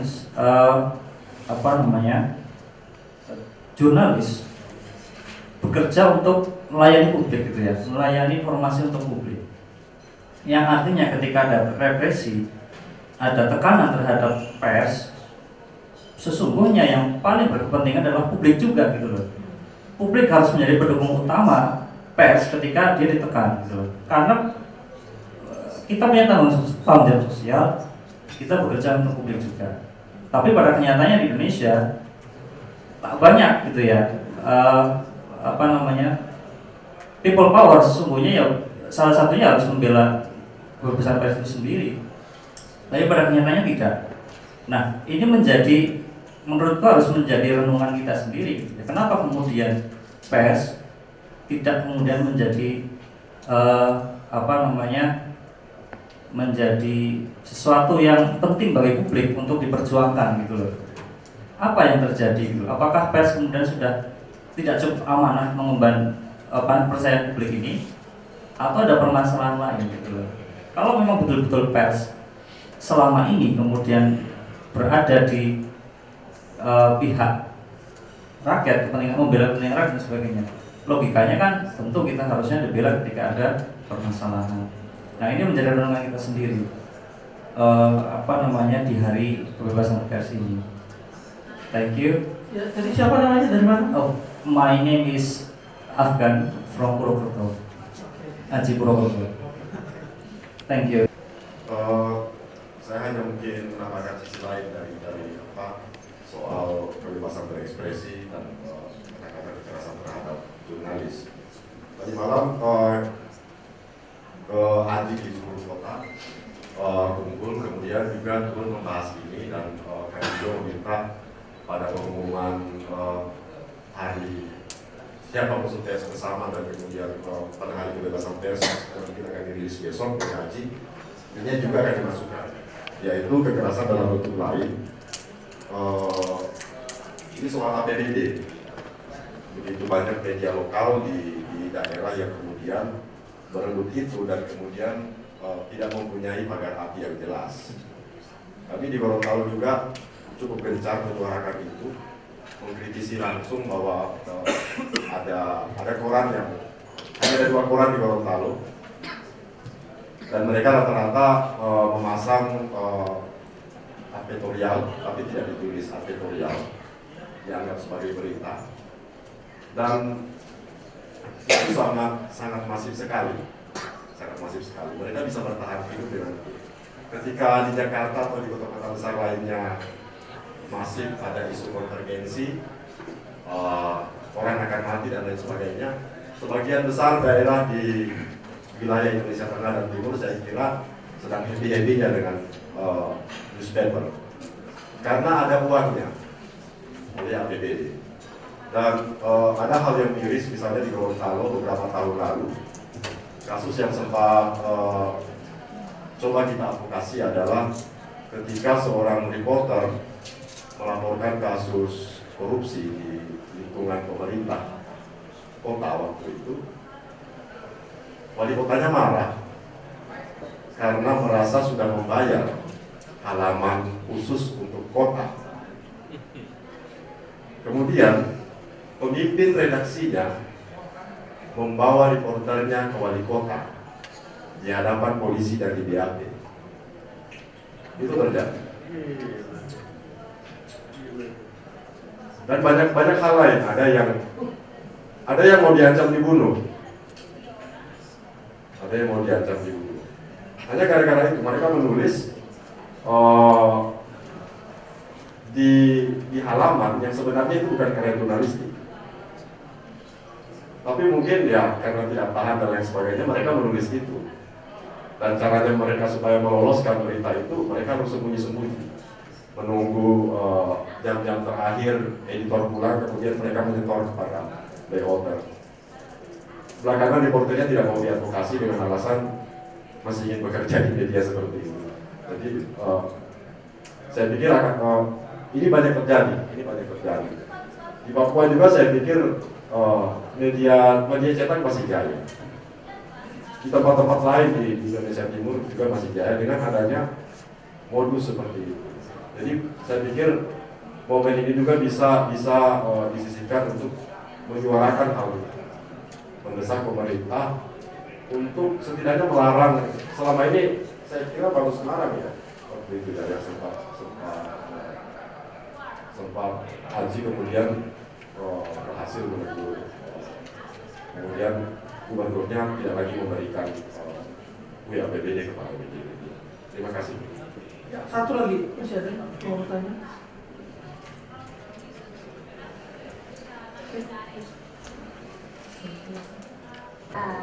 But true, I agree that it's even ethical professional journalists get attacks. How we address and attacks, it's just one of our solutions, which is to improve the practice and make sure that journalists are equipped so they're not vulnerable to these attacks and threats. But of course, we should always maximize our mechanisms. So whatever we can use to protect journalists and to get justice for the threats and attacks, we will do so. With Afghan, I also agree that journalists and media organizations, and actually the entire profession, should self-evaluate. It's a good practice to know where we are and understand what we're doing. This also goes with the self-regulation practice because we've known that sometimes journalists don't like to talk about our faults. So it's also a good opportunity to digest where we're going wrong, why we can't get the public to trust us or get more people to get behind our efforts. So yes, I agree with you on that. With regard to repressive legislation, there are a lot. Particularly now we've monitored in Thailand, Philippines, two things that I can think of right now, that some laws are declining. Like there are a lot of amendments to laws that are supposedly good, but now is working toward more restrictive legislation. There are also existing draconian laws in each of these countries. Like Myanmar have Vietnam, Laos, and Cambodia. So we're working to amend or abolish these laws. Particularly in Southeast Asia, our biggest problem, I would say, is libel. Libel is libel, defamation, slander, lèse majesté. All of these laws are criminal laws. It means that not only are journalists fined, but they can also be imprisoned. And a lot of our journalists are targeted, not only journalists, but even just free expression, like internet users, social media users, get punished with these laws. So we wish, if not the abolishment of these laws, then just not make it a criminal act, so that we can handle, because jailing and imprison journalists is not at par with what they're doing when, if and when they make abuses or mistakes.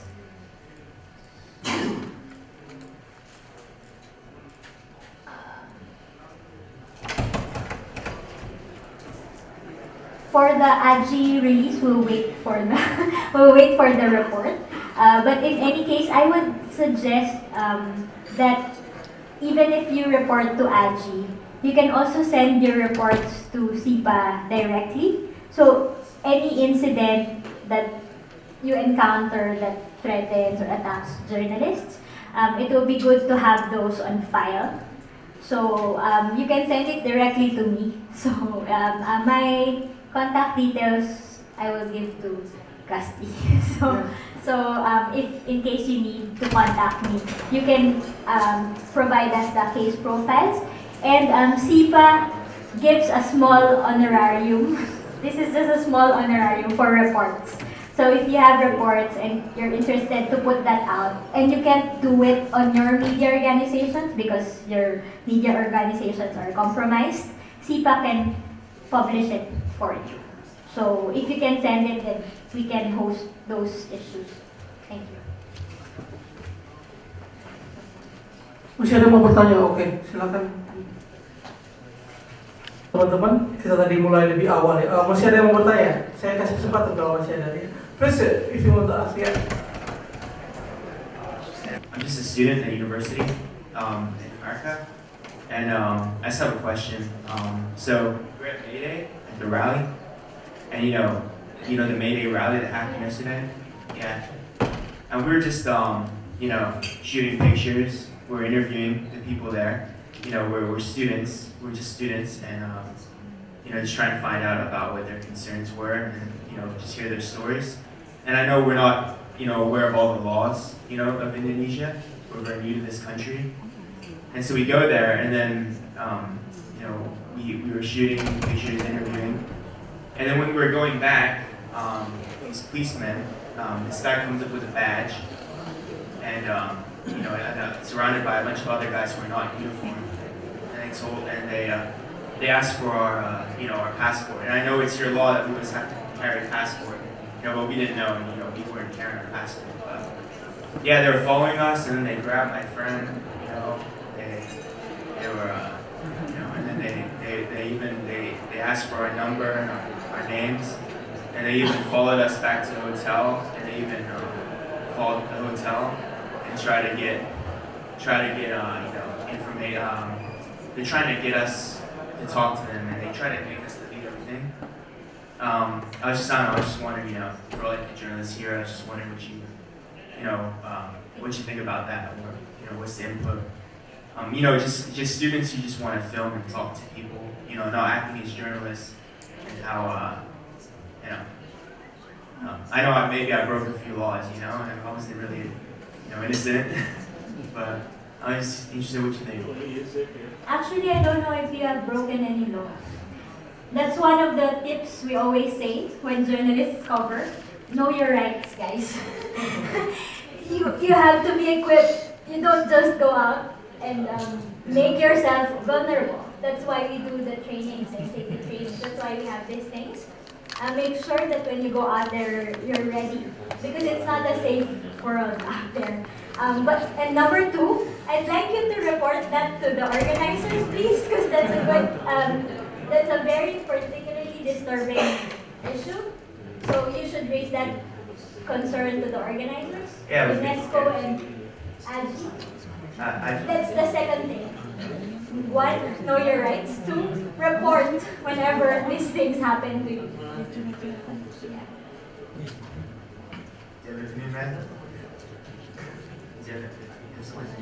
No.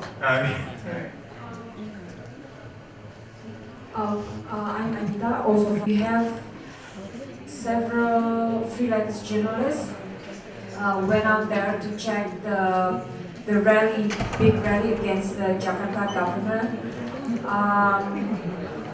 Several journalists might not have what we call here kipas. It's a working permit basically. So the police seems to target foreign-looking journalists and check if they have those permits basically, and they will grill you if you don't have that. There's been a growing trend of how Indonesian companies and workers basically afraid of the invasion of foreign workers. So it's also pretty disturbing actually, because that didn't happen. Like there's rumors of how a million of Chinese workers come to Indonesia, etc. So it's pretty sensitive issue at the moment. But we actually, the AGI advise and help. The previous case they didn't report to AGI, but they reported to Human Rights Watch, I think, HRW. So we work and advise as we could, as best as we could, basically. But yeah, I think because I'm from the advocacy division, I think it's very important for us to know this as well, and for the future reference or rallies, like what can we do? Yeah. But if you have this, actually, it should be just fine. You set your, but yeah, they can be very intimidating and happen already several times in the past months. Oke, teman-teman, ada yang kalau di dalamnya terkait dengan gaji dan isu-isu lainnya, lalu ada isu konglomerasi media dan adanya eksploitasi media untuk kepentingan politik oleh pemilik media, lalu juga isu Papua dan beberapa isu lainnya. Saya kira teman-teman bisa simpulkan sendiri dari diskusi. Saya kira diskusi kita pagi hari ini cukup. Terima kasih atas partisipasinya. Selamat siang. Kita bisa langsung makan saja. Ada satu sesi terakhir itu tentang visual jurnalis. Bagaimana? Jadi ada seorang foto jurnalis. Dia akan berbagi pengalaman. Ya, jam 1 kembali lagi ke sini. Itu adalah sesi terakhir untuk workshop hari ini.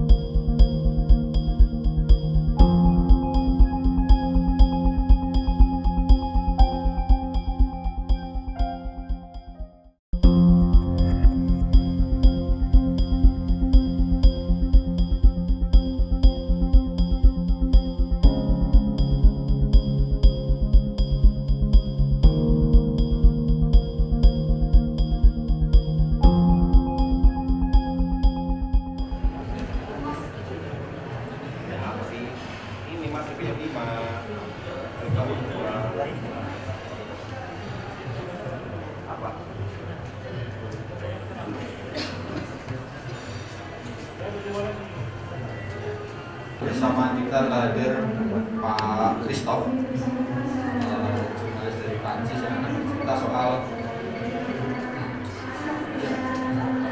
visual jurnalisme nanti akan diantarkan oleh Mbak Anita Rahman.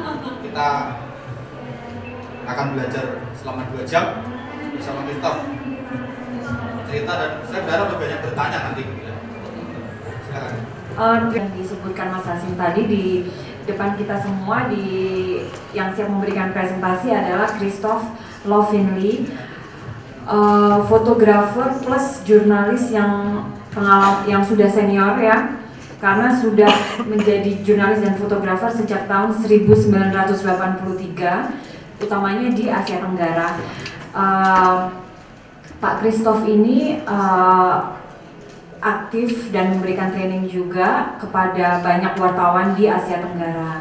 Nah, di organisasinya namanya Fotodoc. Itu adalah asosiasi untuk yang bergerak khususnya di bidang visual bagi para jurnalis. Base-nya di Eropa dan di Asia Tenggara. Nah, Pak Christoph juga sudah 12 tahun aktif di situ dan memberikan training kepada banyak jurnalis termasuk Asia Tenggara. Yang akan di-share oleh Pak Christoph siang ini adalah bagaimana kita menggunakan visual yang bisa kita share di sosial media untuk advocate, untuk membantu atau untuk meng-highlight kasus-kasus human rights. Tapi tadi disampaikan juga berlaku untuk semua kasus sebetulnya ya, tapi mungkin kita bisa fokus ke human rights untuk yang siang ini. Dan Christoph bilang kalau mau tanya, kalau mau tiba-tiba menyela gitu ya, atau ingin langsung nanya, silakan aja, nggak harus sampai sesi tanya jawabnya. Oke, Christoph, the floor is yours. Thank you, Salamatia. Yes, as you said, I've been a journalist myself for a few years. I started in 1983, and I had the chance in my career to be both a writer and photographer. I work for television, radio also, so multimedia journalist. And what used to be an exception before is now, I think, a necessity. I think we all of us need today to become multimedia. The proof is that the way we communicate every day, all of us, we are using this all the time. And then what do? We use text and words, and we also use images. Okay, this is very new. It has become obvious, we do that every day, but it's very, very, very new actually.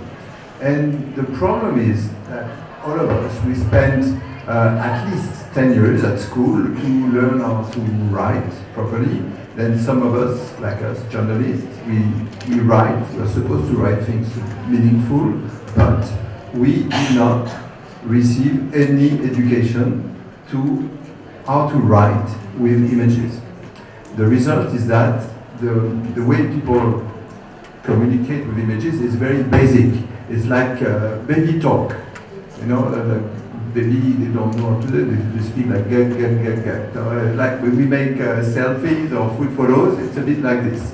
It's very basic language. So I had the chance myself it was my job for many years. I've been most of the time working on long-term projects to publish big stories in international magazines on many pages, stories for which I would spend weeks, sometimes months, sometimes even years. And so I've learned to master how to use both text and photos together for many years. So to come to my point, you know, as I'd like to show you first, give you a crash course on photojournalism. This is a photo. The only interest of that photo, it is the oldest photo ever published in a newspaper. First time photography was published in a newspaper about some news by a journalist, 1855, a long time ago. And I show you this photo only because it was the first one, otherwise it's a very bad photo. Very bad photo, simply because there is no information. Our job is to bring information. On this one, very hard. You may see that actually the round things here. See here? These are cannonballs. Okay, so we can guess that there was a battle there.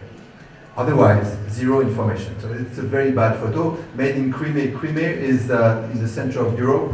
This is the part of Ukraine which has been annexed by Russia a couple of years ago. This is the reason why the photo was very bad. This was the photographer at that time. Okay. To make a photo, you had to carry a lot of equipment, a lot of chemicals, plus you had you needed a horse or a mule, and it would to take a photo, the shutter speed was sometimes minutes in the beginning. So anything moving would be blurred. That's why you couldn't take any action photo at that time, okay, because of the long time of exposure.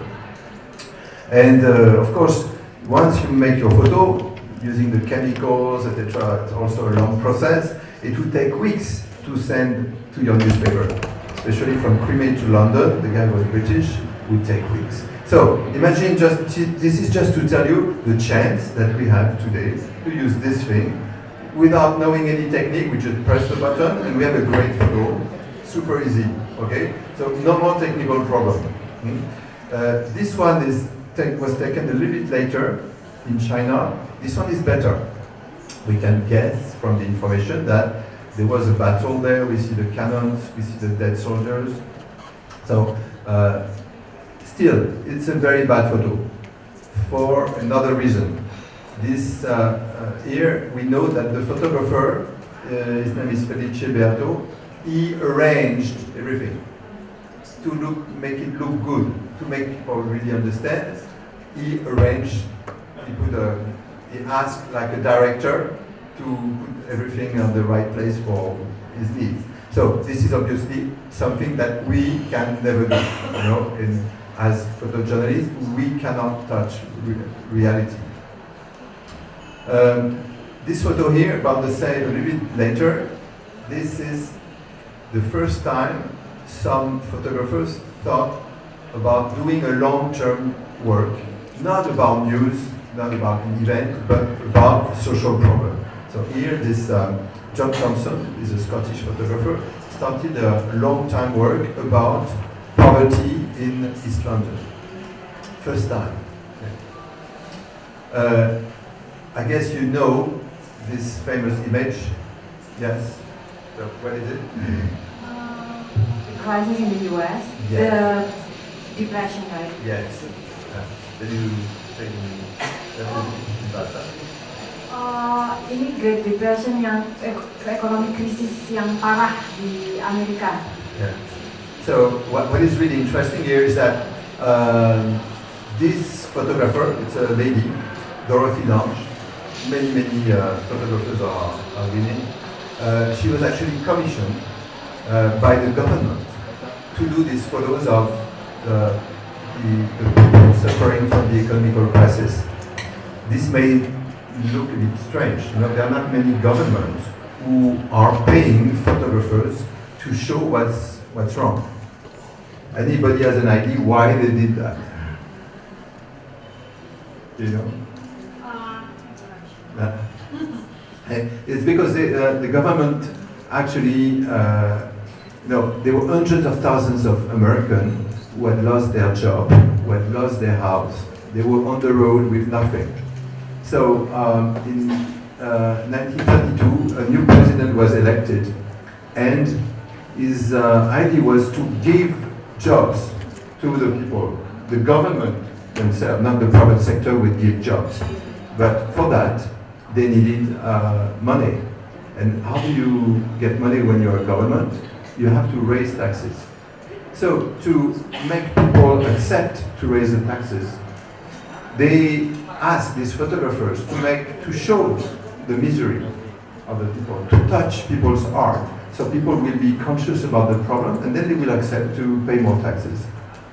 So this is what actually I'm going to show you how also we can act to advocate, to inform and advocate at the same time about important issues like human rights.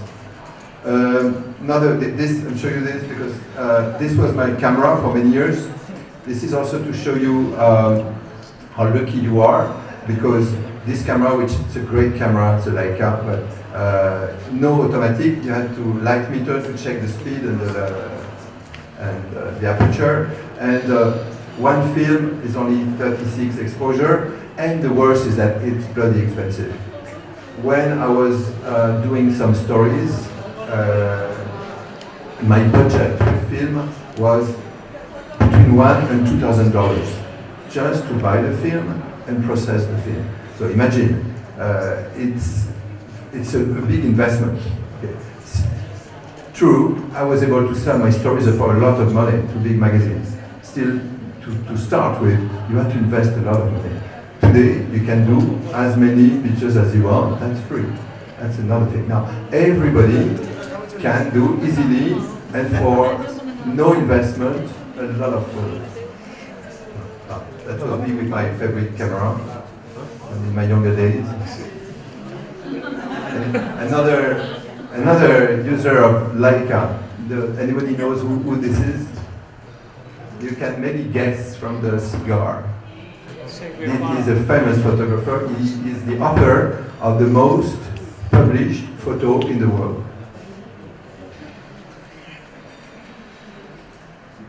Cigar. When do you make cigar? I know there are some good cigars in Indonesia, but Cuba, yes, is a Cuban photographer, and this is the famous photo.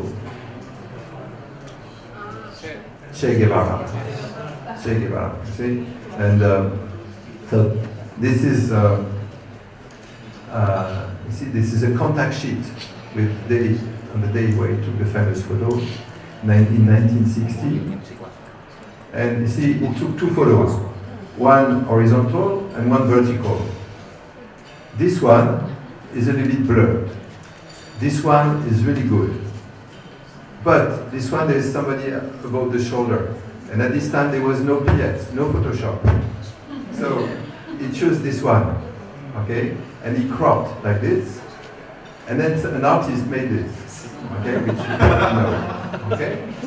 And this became, in the 60s, the symbol of the revolution for the youth in many, many countries, especially in Europe and in America, where it was a symbol of the left, okay, of all revolutionary movements. What is really crazy is that many, many years later, look what's happening. The same image, because it's so strong, is used by companies to sell products. Here, Mercedes-Benz is trying to make people think that their cars are revolutionary. So if you know who was Che Guevara, you know, Che Guevara, fortunately for him, is dead because he would go crazy if he would see that. So the golden age for news photojournalism was the 60s, especially during the Vietnam War, because at this time most people were were learning about the world through picture magazines. And so yeah, people like me were going around the world, but in the 60s I was still too young. I started later, yeah. But the people I admire were going around the world, going from one country to another to show what was going on. Can I have maybe another microphone, please? Scratching maybe. Is it possible to change the microphone because it's scratched? It's not the microphone.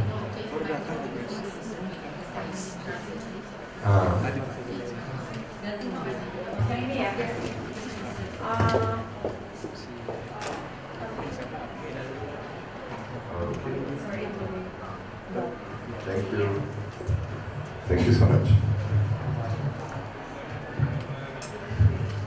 Okay, so to go back to the Vietnam, some images, and in particular this one, which is super famous. What is interesting is that it had a strong influence, such a strong influence on the public opinion in the States, in America, that somehow it forced the government to stop the involvement in Vietnam. So you see, this is the power of photography. Sometimes you can, your images can have a real power on the public opinion, therefore on the government. This one, of course, you know, this Tiananmen Square, 89, is another example, very powerful image. Although in China, nobody knows it, it's totally taboo still today. I teach a lot in China, and nobody among my students knows this image. And here is what, for me, it's a very important event. This was taken in Myanmar in 2007 in what was called the Saffron Revolution.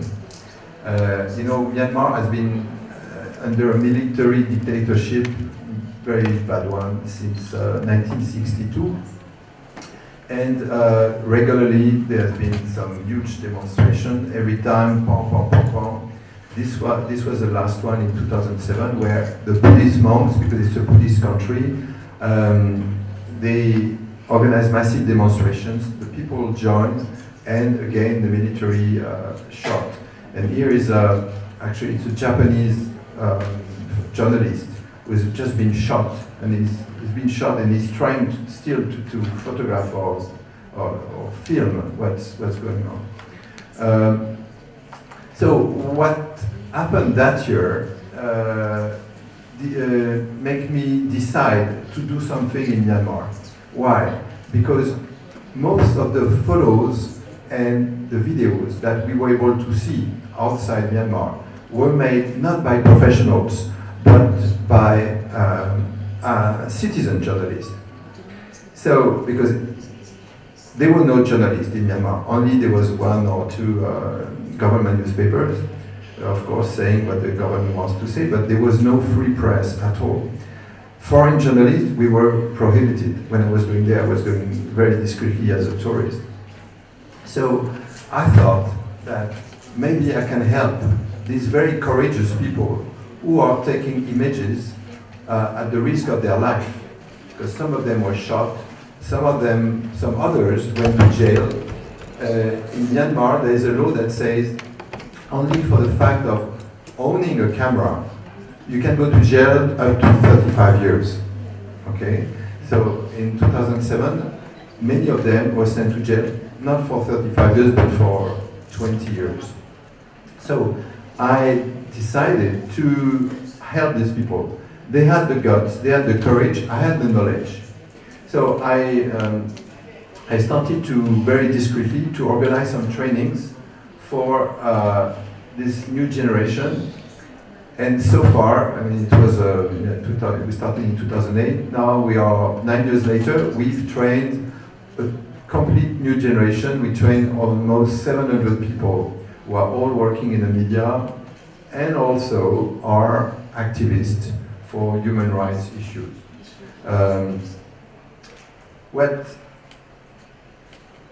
To show the work that we produce during these trainings, which I'm going to show you, of course, some examples. Every year we organize a festival, which for the first time this year we had the permission to do it downtown, at the heart of the city, in front of the city hall. And we show all the stories about human rights, environmental issues, social issues. We show it to the public, together with some exhibitions. And we did that for 2 weeks, and all together we had 100,000 people as a public, and it became the biggest festival actually in that kind in the region. You see here Aung San Suu Kyi, the local leader, who was actually participate every year as the president of the jury, because we give prize. That's the way it happens. Imagine it's a bit like if there was something like that in Merdeka Square. Actually, I hope that one day we can do it there. See, also we had plenty of exhibitions like this in this garden. And for the first time, you see here, this is the World Press Photo. You know, the World Press Photo is the biggest award and exhibition in the world about photojournalism. So for the first time in the world, we were able to exhibit it in a public space at the heart of the city for free. It was a very highly symbolic gesture from the government, new government, to allow this. So it was extremely popular. So that, again, I hope we can do it one day in Jakarta. Because usually this sort of event is on closed doors. Sometimes you have to pay a fee as an entrance. So most of ordinary people, they don't go. Okay, then where it becomes really interesting for you is that this short stories, it's usually it's multimedia around 3-4 minutes. We created a special page called Myanmar Stories, and we started to upload them once a week. So we started this 2.5 months ago, and look at the figures. So this is the last one we put 2 days ago. 292,000 views. Okay. If you translate this into figures in Indonesia, you multiply by 5. Myanmar is a very poor country. It's the poorest in Southeast Asia, and with only a population of 50 million people, 5 times less than here. So 290 to close to 300,000 views is a lot. Okay, think about, I don't know, when you write an article or do a story, how many people read you? This is a lot. Look at this one, 684,000. Here, some stories about child labor, 120,000, 86,000. This one about drug addicts, 337,000. This one here, it's child labor also, 583,000. So this is what I want to tell you today. If you can produce strong stories, just with your iPhone actually, mixing text, photos, maybe videos, if it is well done, for sure you can reach a lot of people. It is today, I believe, the most efficient way to both do your work as a journalist and also address important issues, especially human rights, social or environmental. Before, of course, now what is interesting is for you to ask questions. Before starting, I'm going to show you one example, so you will understand immediately what it's all about. I will show you a series today about the main issues that come to my mind in Myanmar, and also some of them here in Indonesia. Let's say, okay, I show you, most of the time I train people who are just beginners in visual. So the one I'm going to show you was done by somebody I trained already. I trained him in 2010, and this is a work he did in 2015.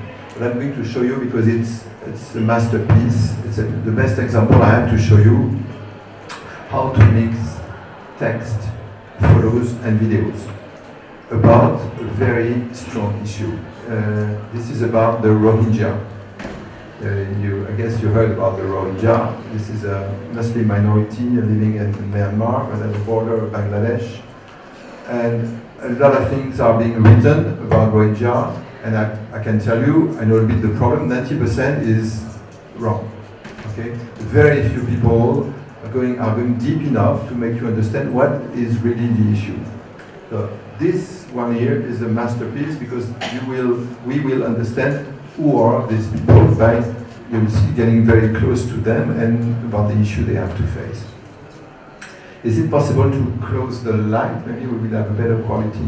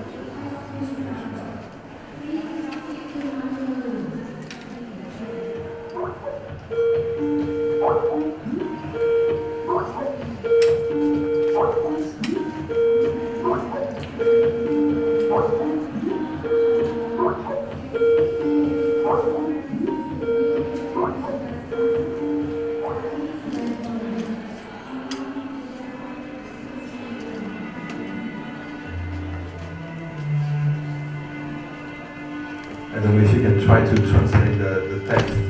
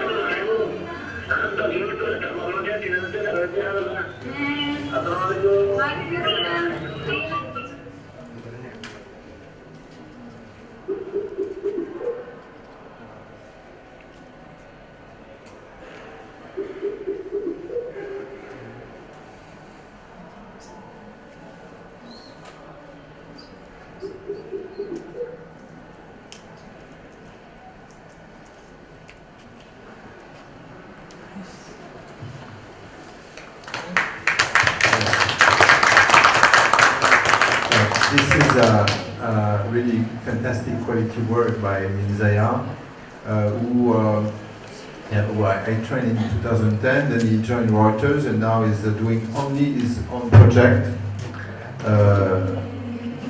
So here it's a masterpiece because in 4 minutes we all have really a strong feeling and at the same time a lot of information about who are these people and what is the problem. Do you have some questions? A lot of questions. Okay.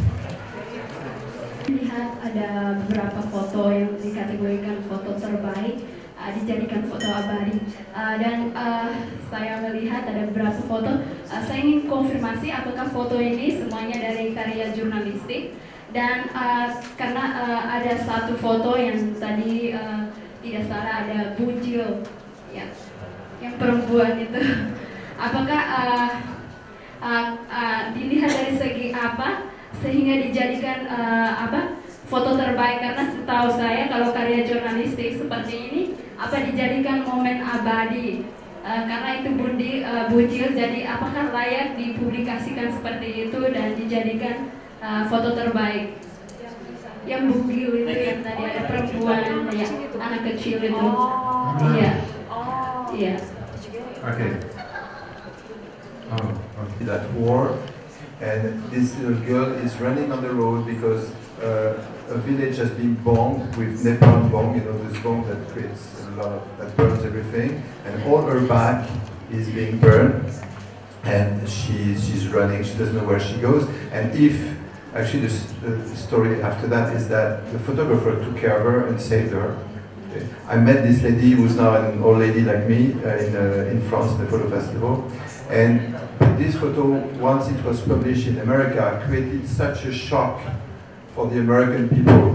You know, everybody has daughters like this, okay, all families, and seeing what Americans were, the effect of the bombing, that it has such an impact on the public opinion that it forced the government to start the peace process. And in 1973, the Americans withdrew from Vietnam.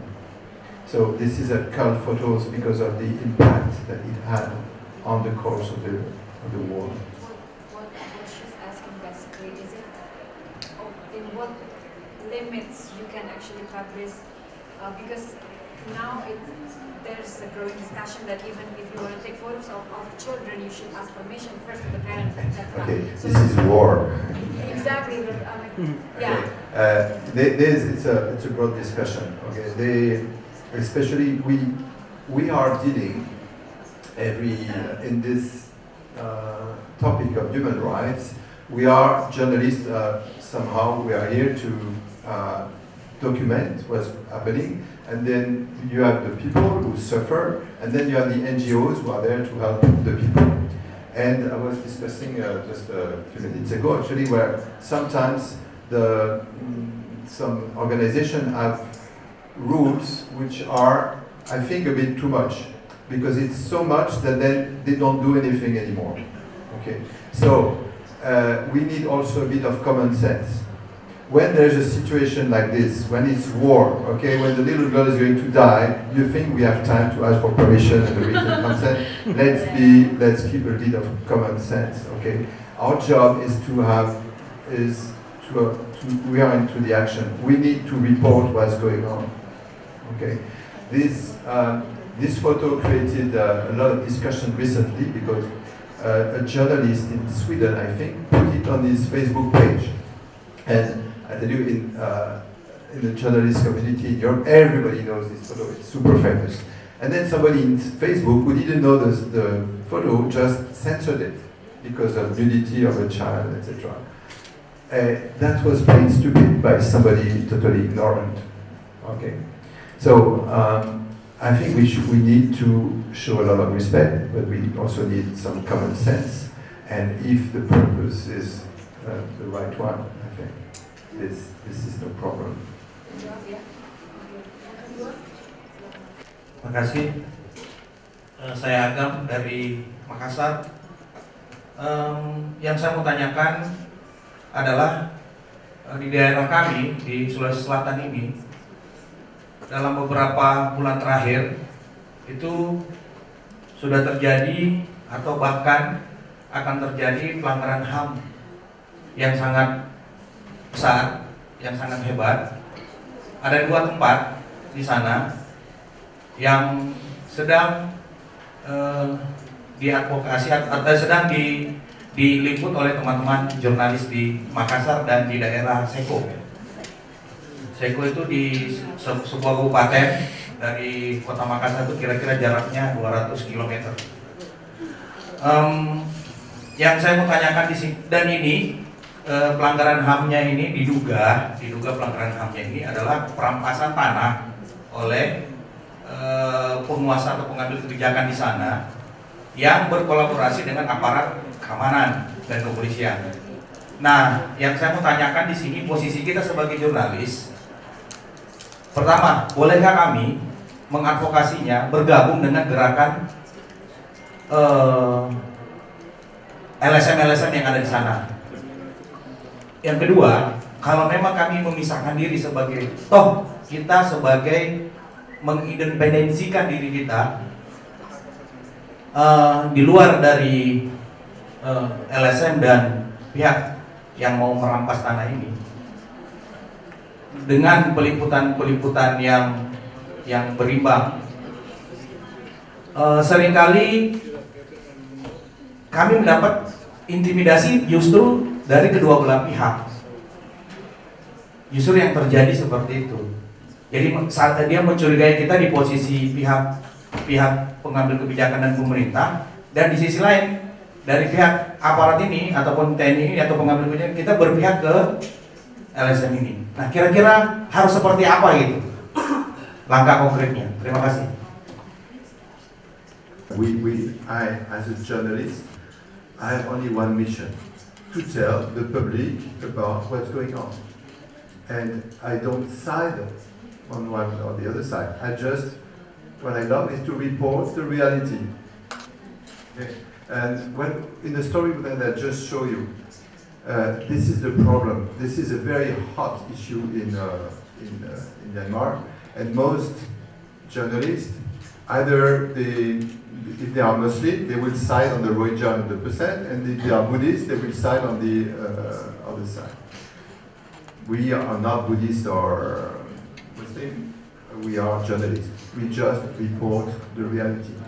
In the story I show you, the guy who did it is a Buddhist, but he doesn't care about this aspect. It's just showing us the reality of these people who are, some of them are so, for example, so petty, like this woman who says, "Oh, I want my daughter to marry somebody with a fair skin," where actually even her, she has a dark skin. It just shows how petty can be. See, he doesn't side on he doesn't want to make these people more better than what they are. He's just showing them in their plain reality. And this is our job, you know. And this is why it's really difficult to show all the shades of gray. At the same time, all the different opinions. And then there's a question of pressures. Then for sure, you might have a lot of pressure from the government, but then I never heard about pressure from the NGOs, except for, yes, sometimes, I can tell you a story. Yes, I had a pressure recently. I'm going to show you the story. It's, we worked actually with an NGO for doing a series of stories about violence, security for women and violence against women. One story which I'm going to show you is about rape. Rape is a huge issue, okay, in Myanmar, in France, everywhere. It's very important to have transparency because in most places this is kept absolutely secret. Then we have this strong story, and after, I show you every year we have this festival where we show the stronger story to the public, transparency. And then I got pressure from the NGOs not to show the story. And then they said, oh yes, it's because the girl, she doesn't want to be seen, although she signed a paper before, but now she doesn't want, etc. And I asked the journalist to ask the girl, and the girl said, no, I would like you to show the story. So I called back the NGO, and it was the day before the presentation. Imagine, I have tens of thousands of people waiting for me, technical problems, a big event, and the NGO is bothering me with this. But I'm very stubborn, and I asked, so tell me the good reason. It's the girl, she doesn't want that. Sorry, the journalist said opposite. Yes, but do you have the letter? Well, you are supposed to have the letter because you asked for the letter. It was the NGO themselves who asked for the letter. What they did, they destroyed the letter. No more letter. Okay? So the journalist went to see the girl, and she filmed the girl saying, yes, I want this to be published. Okay? It's just the NGO was so scared to anything happen because it was a big story. Okay? So very often they are shy, not shy, they are cautious, ultra cautious. And the bigger the NGO is, the bigger they are. Like the UN, for example, are ultra cautious. You need somebody really courageous among the UN structures to take really action. Otherwise, so slow, etc. Well, I can tell you a lot. So I'm going to show you the story, and you'll be able to judge. But then I can tell you, the girl was there. No, I'll tell you after the result of it. Sorry, I will answer, or do you prefer me to answer now? I want to say it is not only cautious, it is also a social problem. If the society knows that this girl was raped, Yes. it's a big problem for herself. I think everyone is listening my voice. Yeah. Yeah. So that's why she was not willing to make it But public. no, it's not the girl wanted to. Okay, because it One is. said she wanted to because she was raped. It Yes. was her problem. At the same time, if she honors the family and the society, that's why she's okay, please no. Yeah, but I think so. yes, but it was not her. It was the NGO who didn't want, the foreign NGO. They didn't want. The NGO didn't want to show the story. The girl wanted to show the story, and it's her choice. It is her story. Do you think that the NGOs told the girl not to make it public? Yes, they did. Also, the other story was that the NGO was supposed, after the story was done, the NGO said, I'm going to take care of her. You will see what was her problem, because there was some follow-up.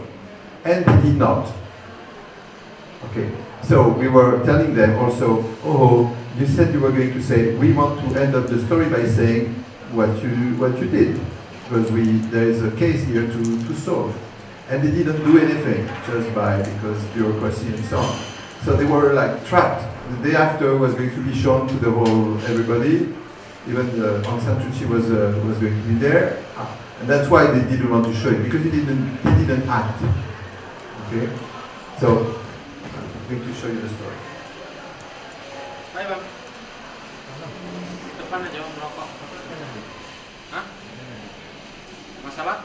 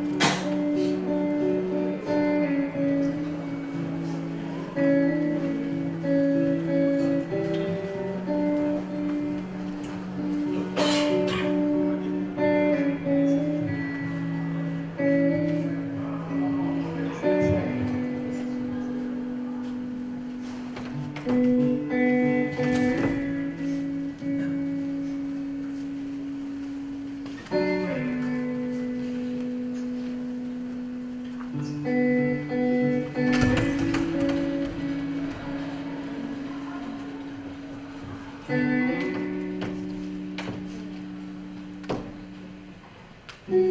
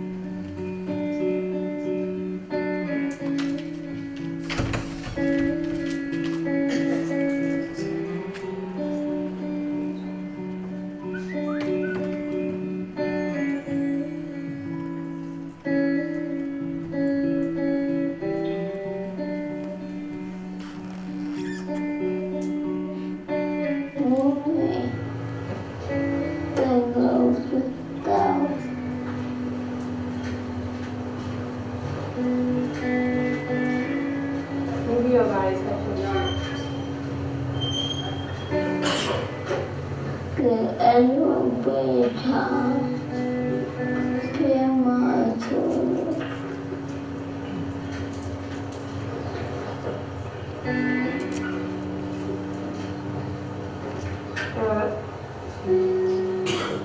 Đi không?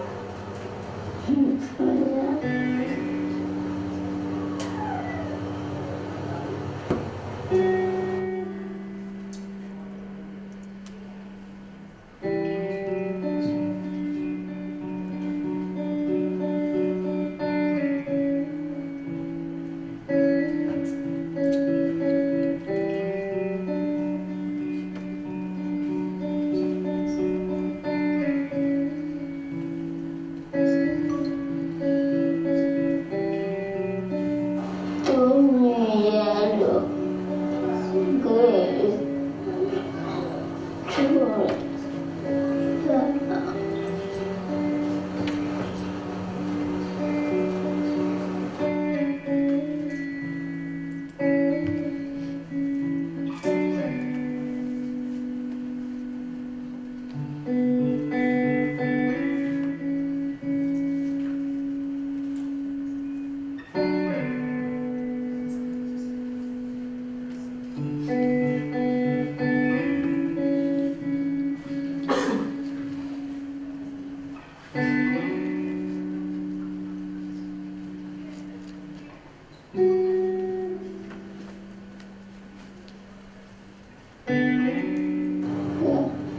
Nếu có một chuyện tung vào thì gọi lâu tuần.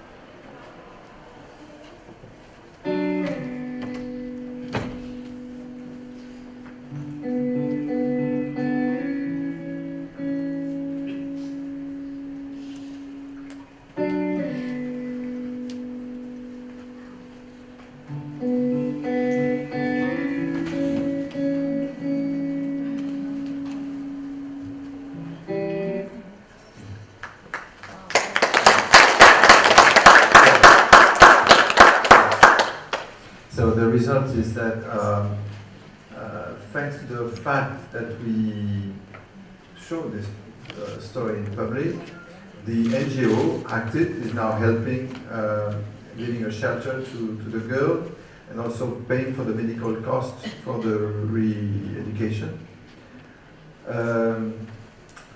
So that's another, I mean, we all the time have to deal with the NGOs, but most of the time I think it's working well, but there are some exceptions, of course.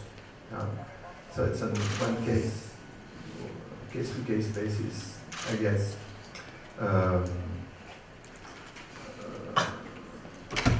Ideally, I think from my experience, because we work now in Myanmar with a lot of NGOs and a lot of UN agencies, it's doing quite well, usually, because they are so happy to be able to advocate their issues in a strong way. That's something also for those of you who are freelance, for example.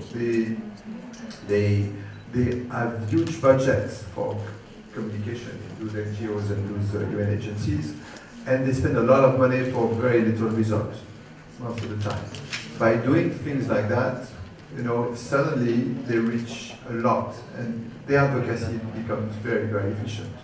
So they need people like you to do this sort of work for their internal communication, as well as journalists also. For someone who don't do photography and my photography skills very limited, and probably many of us also here, what do you need to create a package like that? Like basically just photos and interviews and just... Yes. Well, this one was made. No, this one was made with a Canon camera, but it could be done with a good smartphone. And think about if your smartphone is not if you don't have the latest model of iPhone, think about the fact that your cheap smartphone is already fantastic compared to 2 years ago. And 2 years from now, you will have the cheapest will be like the iPhone today. So this is not a problem. Okay, this is whatever smartphone is fantastic. It's a wonderful tool, and it's possible to do most of those stories.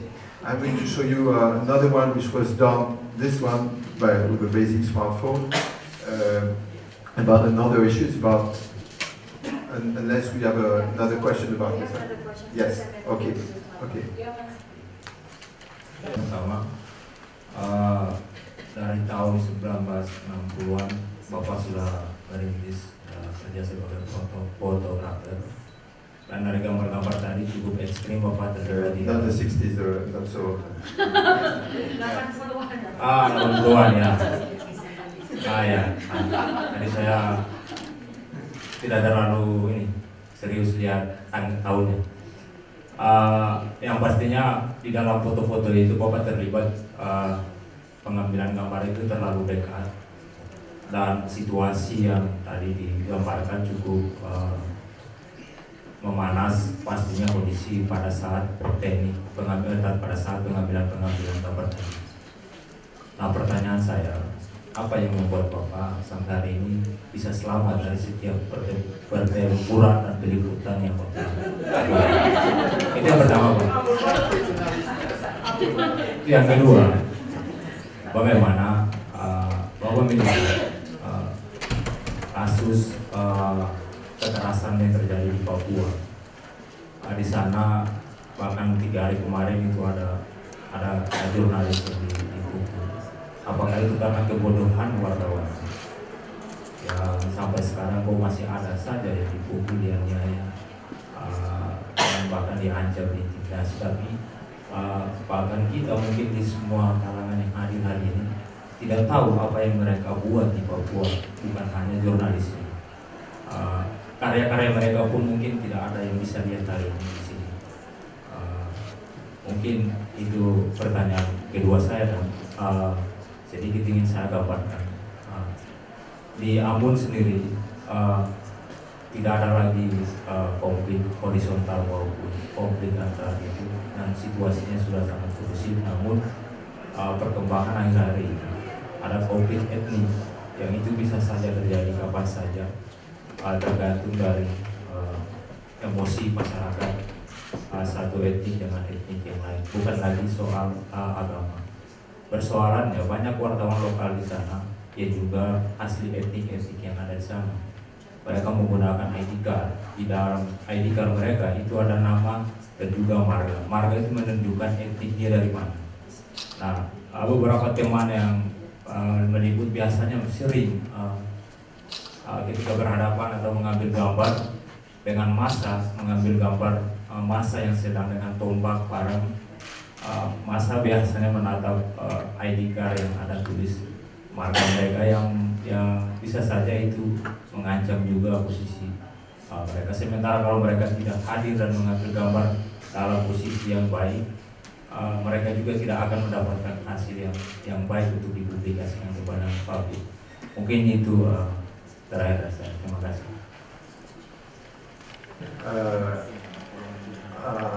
I would say, personally, when I was young, I loved danger and I was unconscious.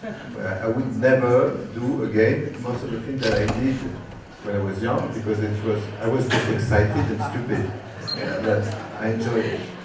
Then, second thing now, I'm a lot more cautious and I don't take stupid risks. Also, I'm not interested by the news, I'm interested to explain what's behind. So I take the time always take the time, and I'm meeting the people, etc. I'm not looking for the dangerous, for the action. I'm trying to explain what the action is. I think it's a lot, it's very different, but it's also very important because this helps everybody to understand why the action and the danger is happening. So it's a different kind of journalism. All the things I'm showing you here, it's more about features rather than news. The second thing is the ID thing. I'm not sure I understand what the problem is. Because can you explain? Oh yeah. Yeah. Sorry. The second thing about Papua New Guinea, I don't know the situation there.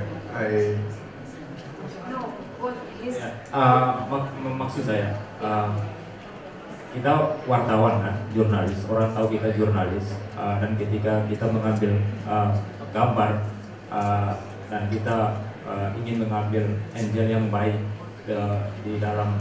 pada situasi konflik yang terjadi di sana. Di konflik etnik itu, masa di dua kubu itu pasti berdiri kita dengan melihat ID kita, dan ketika kita menyembunyikan ID kita pun, kita juga akan terancam di posisi keamanan pasti menganggap kita tidak tahu dari kelompok yang mana, dan bisa jadi kita menjadi tumbal juga dari tindakan polisi. Pertanyaan saya, dalam kondisi kayak seperti itu, mungkin berdasarkan pengalaman Bapak meliput perang, apa yang harus kita buat? Well, this is a situation where clearly it's much better to be an outsider than a local. Because if you're like me, I go to your place, okay, I know that I can go do dangerous things, it's my problem only, I take some risk, then I get away. If you're a local, yes, it's once you publish, then you can get the trouble.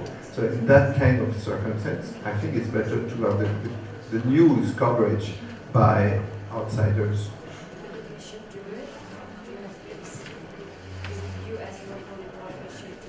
Well, the limit is your security, obviously, and not, what else can I say? To where do you take risks?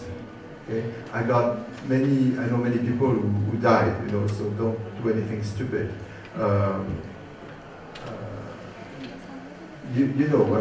This conference is all about this. So many of our colleagues are being killed all the time. So I think but rather than also take, again, photos of the action, what is more interesting if you are local is to work on long-term project to explain the causes of the problem, and also try to find out some positive stories that can bring people together, because this you can do as a local, you know everything. So you may come out with stories which help people to understand the other community. Like the story here that I show you, the first one, this helps a lot of Burmese people, Buddhists, to understand this Rohingya Muslim, which actually they hate, because that's the problem. Some extremist group, Buddhist extremists, make ordinary people hate by spreading hate speech on Facebook, by making conferences from village to village. There are some extremist monks. Monks are supposed to be super cool, but some of them are not at all. Yang ketiga tadi, pertanyaan kedua, soal Papua. Yes, pertanyaan tadi yang satu yang belum terjawab soal Papua. So his question was, do you have any opinion on the issue? Because just several days ago, there was a journalist reported on yang juga menjadi korban Yeah. ada kekerasan. Demo ya dia? Ya, Like meliput. a rally, like he covered a rally and then he got beaten up. Do you think that's a matter of how, well, he used the word stupidity, but you know, I'm like, was the journalist really unaware, like in this? I'm sorry, but there I cannot. I'm not going to say something. I don't know anything about the problem in Papua. I know it's very tough, but I'm not going to say about something which I don't know. Sorry, I cannot answer to that. I don't know anything about the circumstance. I don't know the general problem.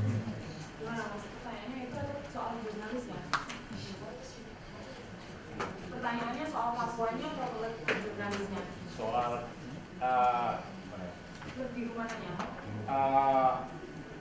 Di Papua itu sering terjadi kekerasan terhadap jurnalis di sana. Nah, terakhir kemarin kan ada pada saat peliputan Dan pada saat kemarin ada aksi demonstrasi di sana, ada juga kekerasan yang terjadi terhadap dan angka kekerasan secara Mas Abu, ya. kalau bertanya soal Papuanya, Christoph nggak bisa komentar, kecuali soal jurnalis atau jurnalisnya. So pertanyaannya soal Papuanya atau jurnalismenya? Soal jurnalismenya. Ya itu langsung. Pertanyaan saya, maksudnya apa ya? Kenapa sampai hari ini ada saja kejadian seperti itu di Papua? Selalu ada korban yang dari kalangan jurnalis dan jurnalis selalu menjadi korban di dalam setiap situasi yang ada di sana.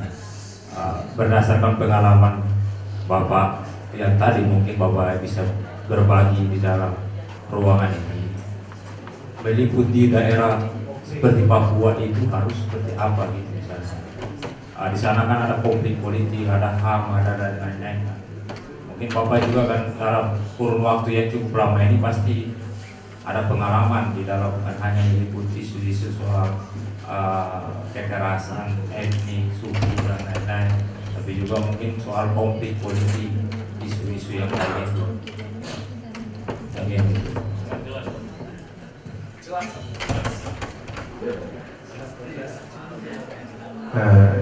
Again, about Papua, since I don't know, I cannot say anything.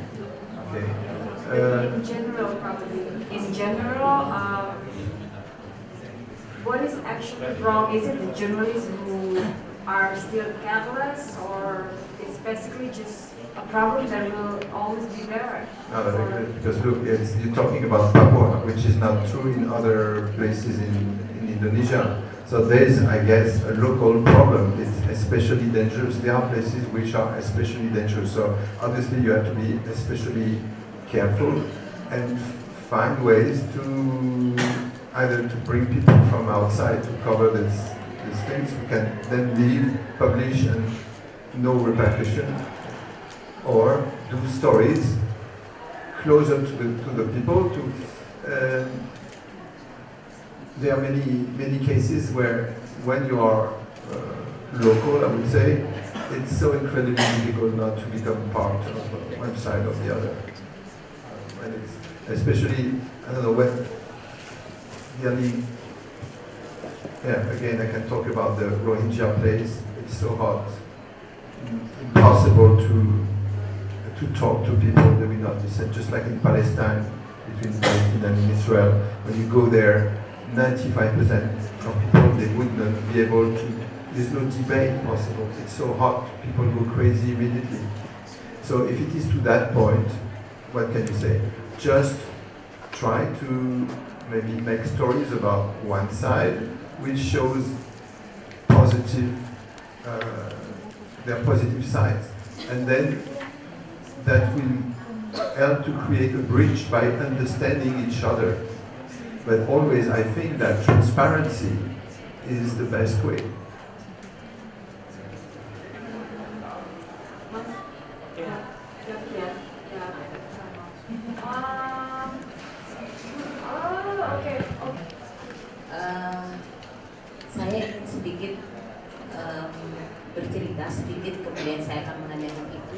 sikap kita sebagai jurnalis yang ada di lapangan, terutama yang televisi dan fotografer. Di Lombok itu ada 35.000 orang yang setiap tahun itu berangkat menjadi buruh migran di Malaysia dan di Timur Tengah. Kejadian yang baru terjadi di Lombok itu menimpa seorang TKW bernama Rabita.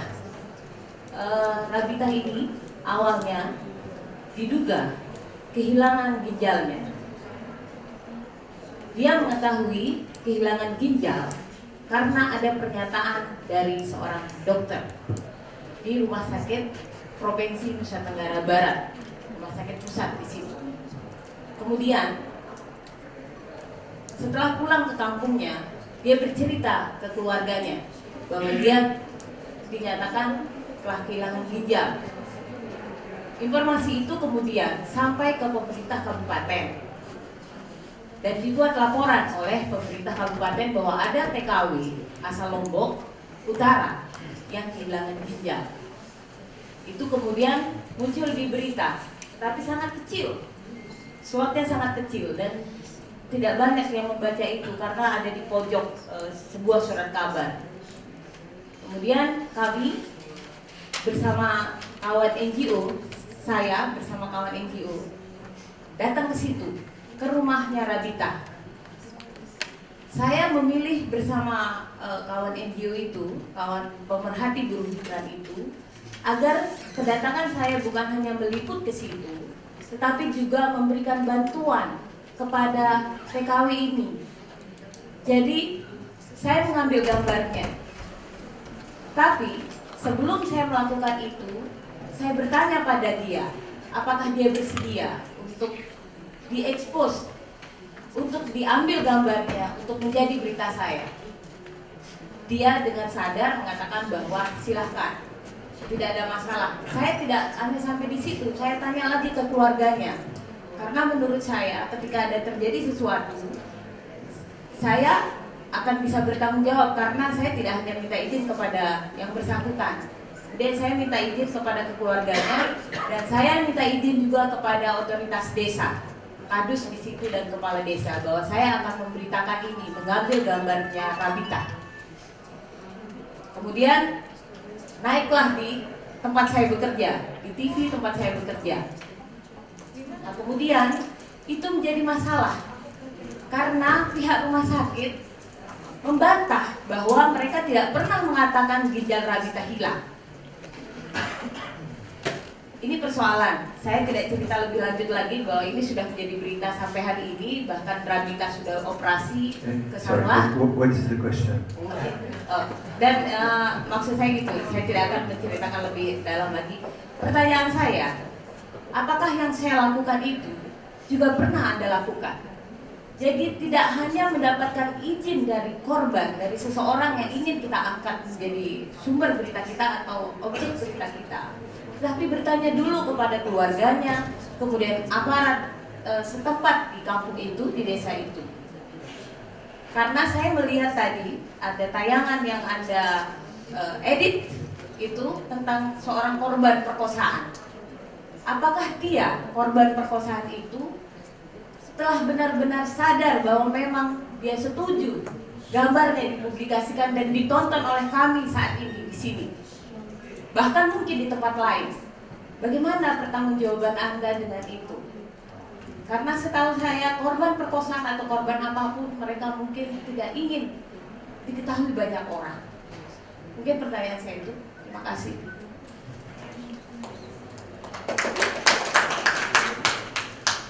Well, in that case, it's very clear. She, as I was told you before, she signed the first time when the journalist made the shooting. Then the NGO destroyed the consent because actually they didn't want to show it. So the journalist made a recorded statement where she asked the story to be shown. So that's it.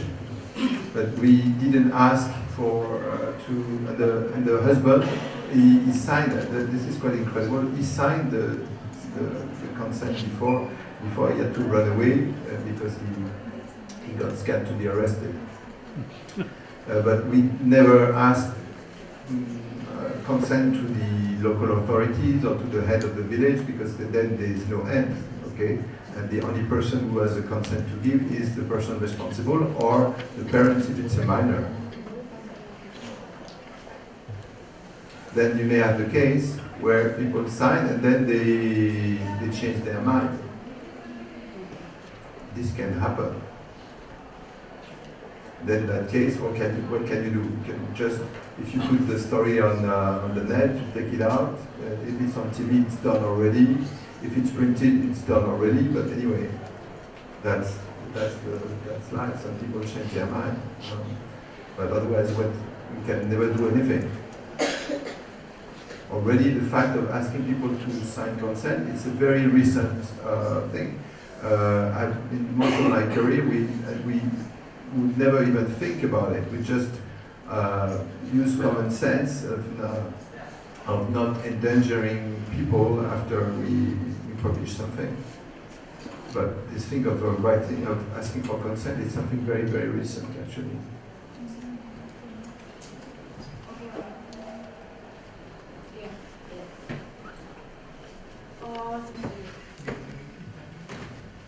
Dari paparan awal Pak Christoph adalah menyampaikan bagaimana seorang jurnalis itu membuat gambar yang bisa membuat perubahan.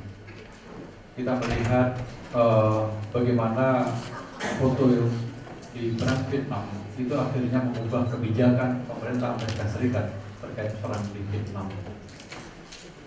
Ada situasi-situasi yang kemudian kita tidak bisa menegaskan posisi kita sebagai seorang pengambil gambar yang kemudian tidak membentur pada persoalan etik, pada persoalan ancaman terhadap jurnalis itu sendiri.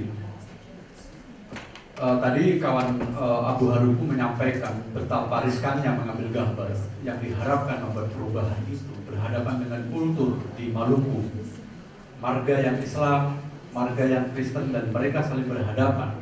Dan tahun depan itu akan berada di sebuah panggung kontestasi perebut kekuasaan. Ini merupakan panggung yang legal, tapi juga memiliki potensi persoalan yang memprihatinkan sebenarnya bagi kehidupan demokrasi.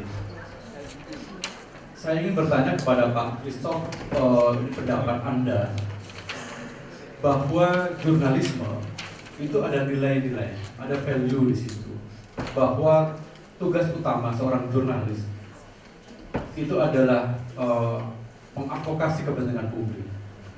Tugas utamanya adalah menyampaikan kebenaran, dalam hal ini dengan melalui gambar. Namun dalam perkembangannya sekarang, ketika fakta melalui gambar disampaikan melalui sebuah pengambilan angle yang bagus, yang kita harapkan itu memiliki cukup kemampuan untuk mengubah kebijakan pemerintah misalnya terhadap satu kebijakan yang mengorbankan kepentingan publik, itu seringkali sekarang itu mendapatkan perlawanan dari pihak yang ingin dikontrol, misalkan korporasi yang dilindungi oleh negara dan berlindung di balik kepentingan yang lebih besar. Kita ambil contoh dalam kasus semen yang sedang dikerjakan di Rembang. Ada seorang jurnalis kawan yang kemudian merasa ketika upayanya untuk menjadikan gambar mampu mengubah kebijakan publik, tapi ternyata pemerintah korporasi itu dipandang buta, tidak punya kemampuan untuk mendengar, maka kemudian dia pindah atau dia melepaskan posisinya sebagai seorang jurnalis menjadi seorang pembuat film yang independen. Dia mengatakan pada saya sudah bertobat dari seorang jurnalis. Karena posisi seorang jurnalis itu membelenggu dia untuk menggunakan gambar, mengadvokasi kepentingan ribuan penduduk yang terancam oleh keberadaan semen itu. Maka kemudian dia melepaskan dirinya dari profesi jurnalis dan film-filmnya jelas keberpihakannya kepada masyarakat yang sedang dia bela. Saya ingin bertanya Pak Christoph, apakah ada cara lain supaya gambar kita, video kita itu memiliki daya rubah yang cukup signifikan ketika pengambil kebijakan yang berkolaborasi dengan korporasi itu mau mengubah kebijakannya yang sesungguhnya di dalam penelitian mengenai analisa mengenai dampak lingkungan itu jelas akan menghancurkan ekologi di sana, dan kemudian air itu tidak akan bisa mengaliri sawah-sawah yang merupakan penghidupan bagi para ribuan petani yang ada di sekitar situ. Apakah ada cara lain kecuali kita bertobat dari seorang jurnalis menjadi seorang pembuat film independen, sehingga gambar kita itu sungguh memiliki daya rubah terhadap kebijakan yang semacam itu. Terima kasih.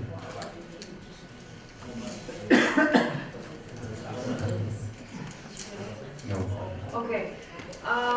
So basically, the big question is, he mentioned about the very strong image of the war that changed the policy in the US.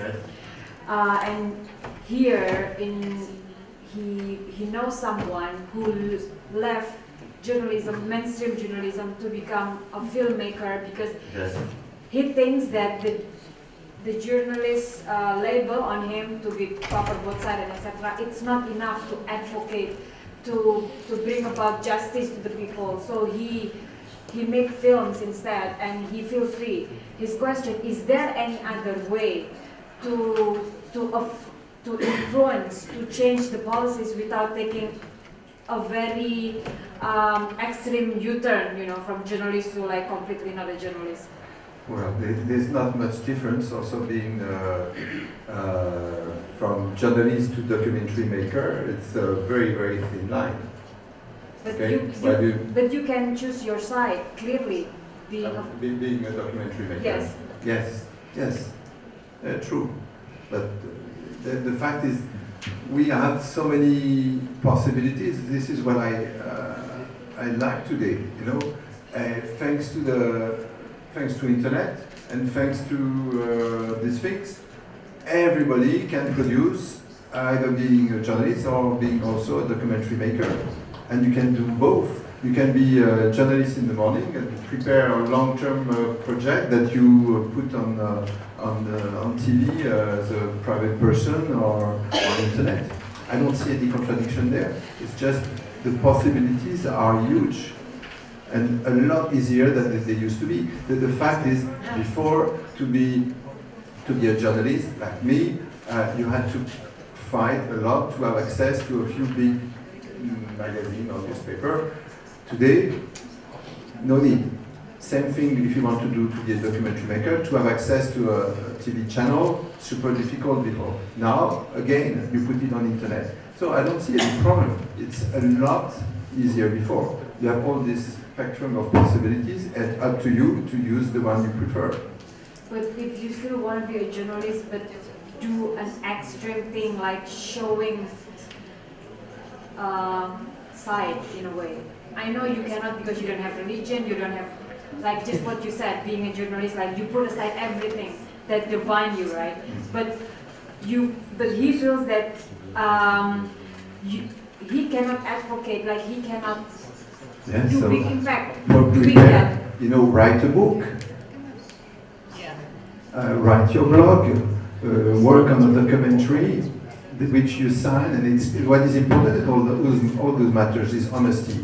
What I don't like is the journalists who, as journalists, are expressing their own opinion. This is what we are surrounded with most now, more and more. Even on, I don't know, for example, in France, the French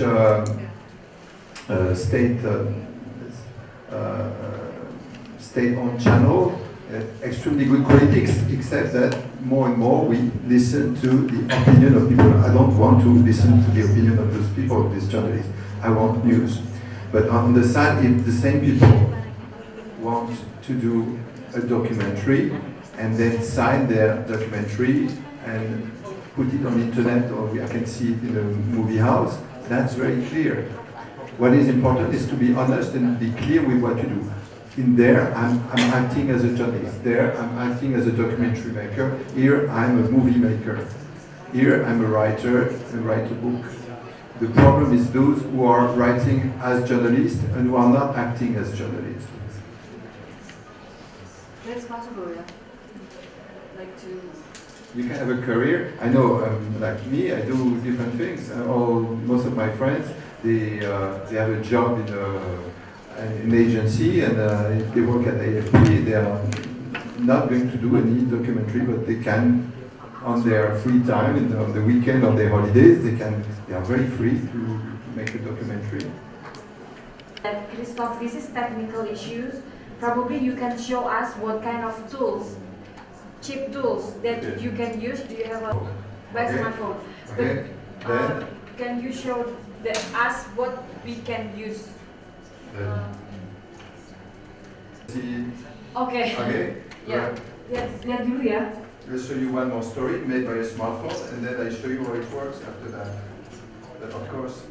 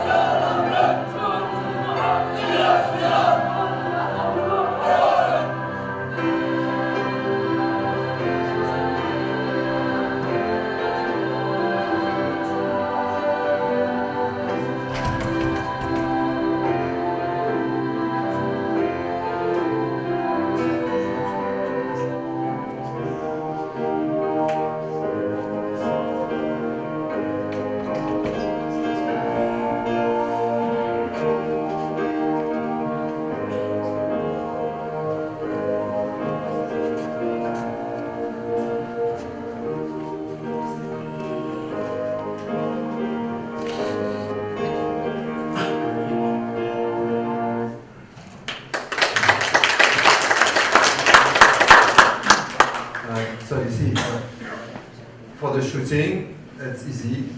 Photos, videos with the smartphone, and then I'm using, you see, this is Keynote because I have a Mac, otherwise you use a PowerPoint. You just insert. It's just a matter of, so easy. It's a child's game to prepare it. And technically speaking, there's no zero difficulty. Everything is storytelling, just the way you write the story. It's the same thing. Not report or anything, but just this. Just this. Yes. Zero technical problem. And we can start just see interesting topics near us, right? You know, it's only what's the most important is the story, and then which angle, and you should start by making a storyboard, thinking, preparing your story, researching on your story, just like any other thing. Christophe, I know we have 3 questions at least from the floor, but the committee told me that time is up. So you stay here with us first because we have an official closing ceremony, and friends stay here. We can chat with Christophe after this. But I would like to invite for the official closing ceremony Miss Hilde Solbakken, the acting ambassador of Royal Norwegian Embassy in Jakarta.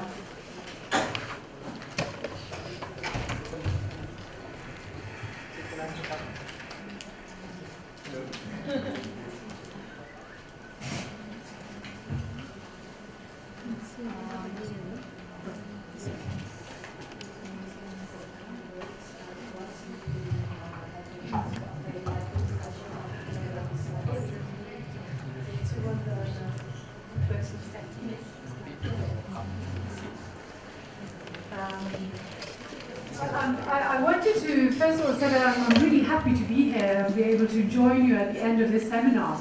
But at the same time, I have to say now, I'm also really sorry that I'm coming in to close it, because I can see that this is a seminar with very engaged participants who still have lots of questions and things to discuss. So I'm really sorry to put an end to it. But really, I'd like to congratulate all of you for taking part in completing this workshop on human rights and safety for journalism. I really hope both the days that you have spent here have been fruitful for you, have had useful discussions, given you hands-on learning, practical solutions to how to carry out your jobs safely. Certainly the topic that you have dealt with couldn't be more important at this moment in time. For the Norwegian government, promoting freedom of expression worldwide is one of our top priorities. We see freedom of expression as really the basis for and the very foundation for democracy. We need the free exchanges of opinion to make good policy decisions. We need freedom and access to information if we are going to be able to hold our governments accountable. In other words, we need freedom of expression to ensure the realization of other human rights as well. And you, the journalists, you of course play the key role. Free and independent media is vital to any vibrant democracy. You disseminate knowledge, views and ideas to help shape the public debate. And a strong and diversified and independent media can be an important watchdog when we see abuse of power, human rights violations, corruption, or lack of transparency. Sometimes your reporting can lead to real change. In other cases, which is maybe more what you've been discussing today, you face obstacles, maybe even threats when you report on sensitive cases like human rights abuses. And I'm very sad that this is a development that seems to be happening in the world now. More and more obstacles more and more violence and threats against journalists because of the work that they're doing around the world. You all realize the seriousness of this, because it's not only the threats against the single independent journalist here or there, but this is the kind of development that could really silence journalism and journalists in so many societies. And I have to say, I just love the slogan for the World Freedom of Press Day this year: critical minds for critical times. Because I think that just encapsulates perfectly what it is that we need at the moment. And we have to somehow ensure that these critical minds and critical voices can still be heard. So, from what I hear from the seminar, you really have had a very practical approach to this. I'm very glad that you have also been talking about safety when you work in the digital space. I think that's becoming more and more important. And I just heard now also some practical ways of working and getting messages across. So I hope these are all things that you will take back home with you and make you even stronger journalists when you go home to your home countries or continue to work here in Indonesia. So I hope to see many of you during the celebration of the World Press Freedom Day in the next few days. It's a fantastic occasion. I mean, all the biggest experts on freedom of the media will be gathered in Jakarta, giving all of you a unique opportunity to get new perspectives on your work. So let me then close with a big thank you to the Alliance of Independent Journalism for organising the workshop. And just to say that Norway, we're very pleased that we have been able to support this event. Thank you so much.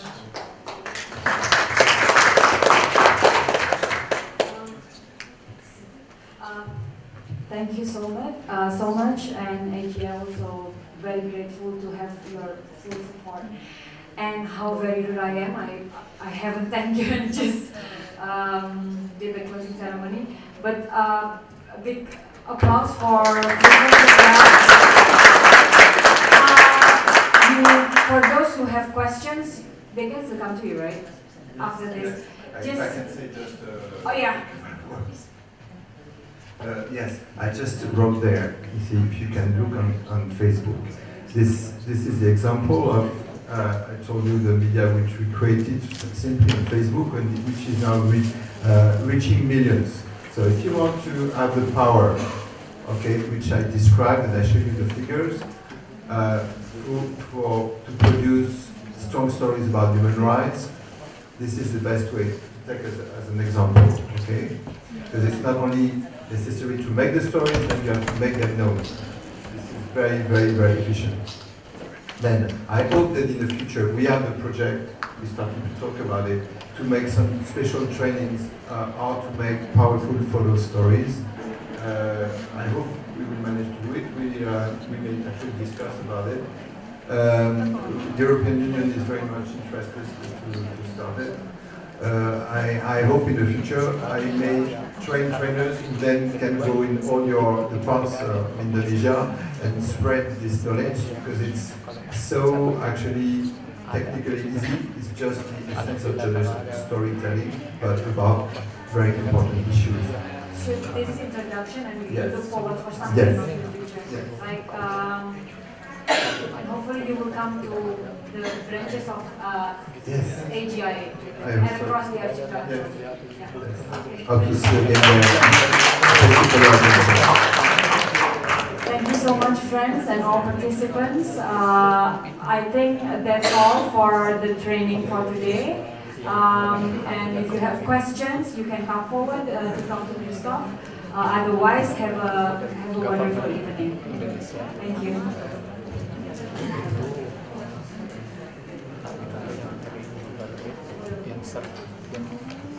2, 3. One more. One more. Okay. 1, 2, 3.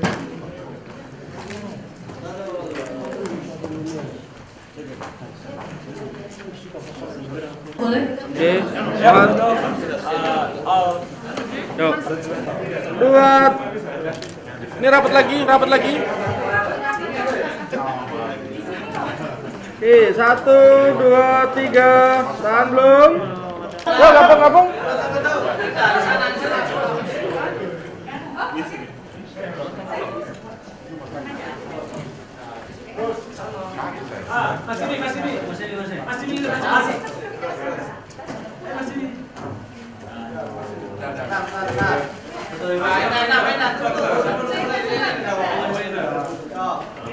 Oke, 1, 2, 3.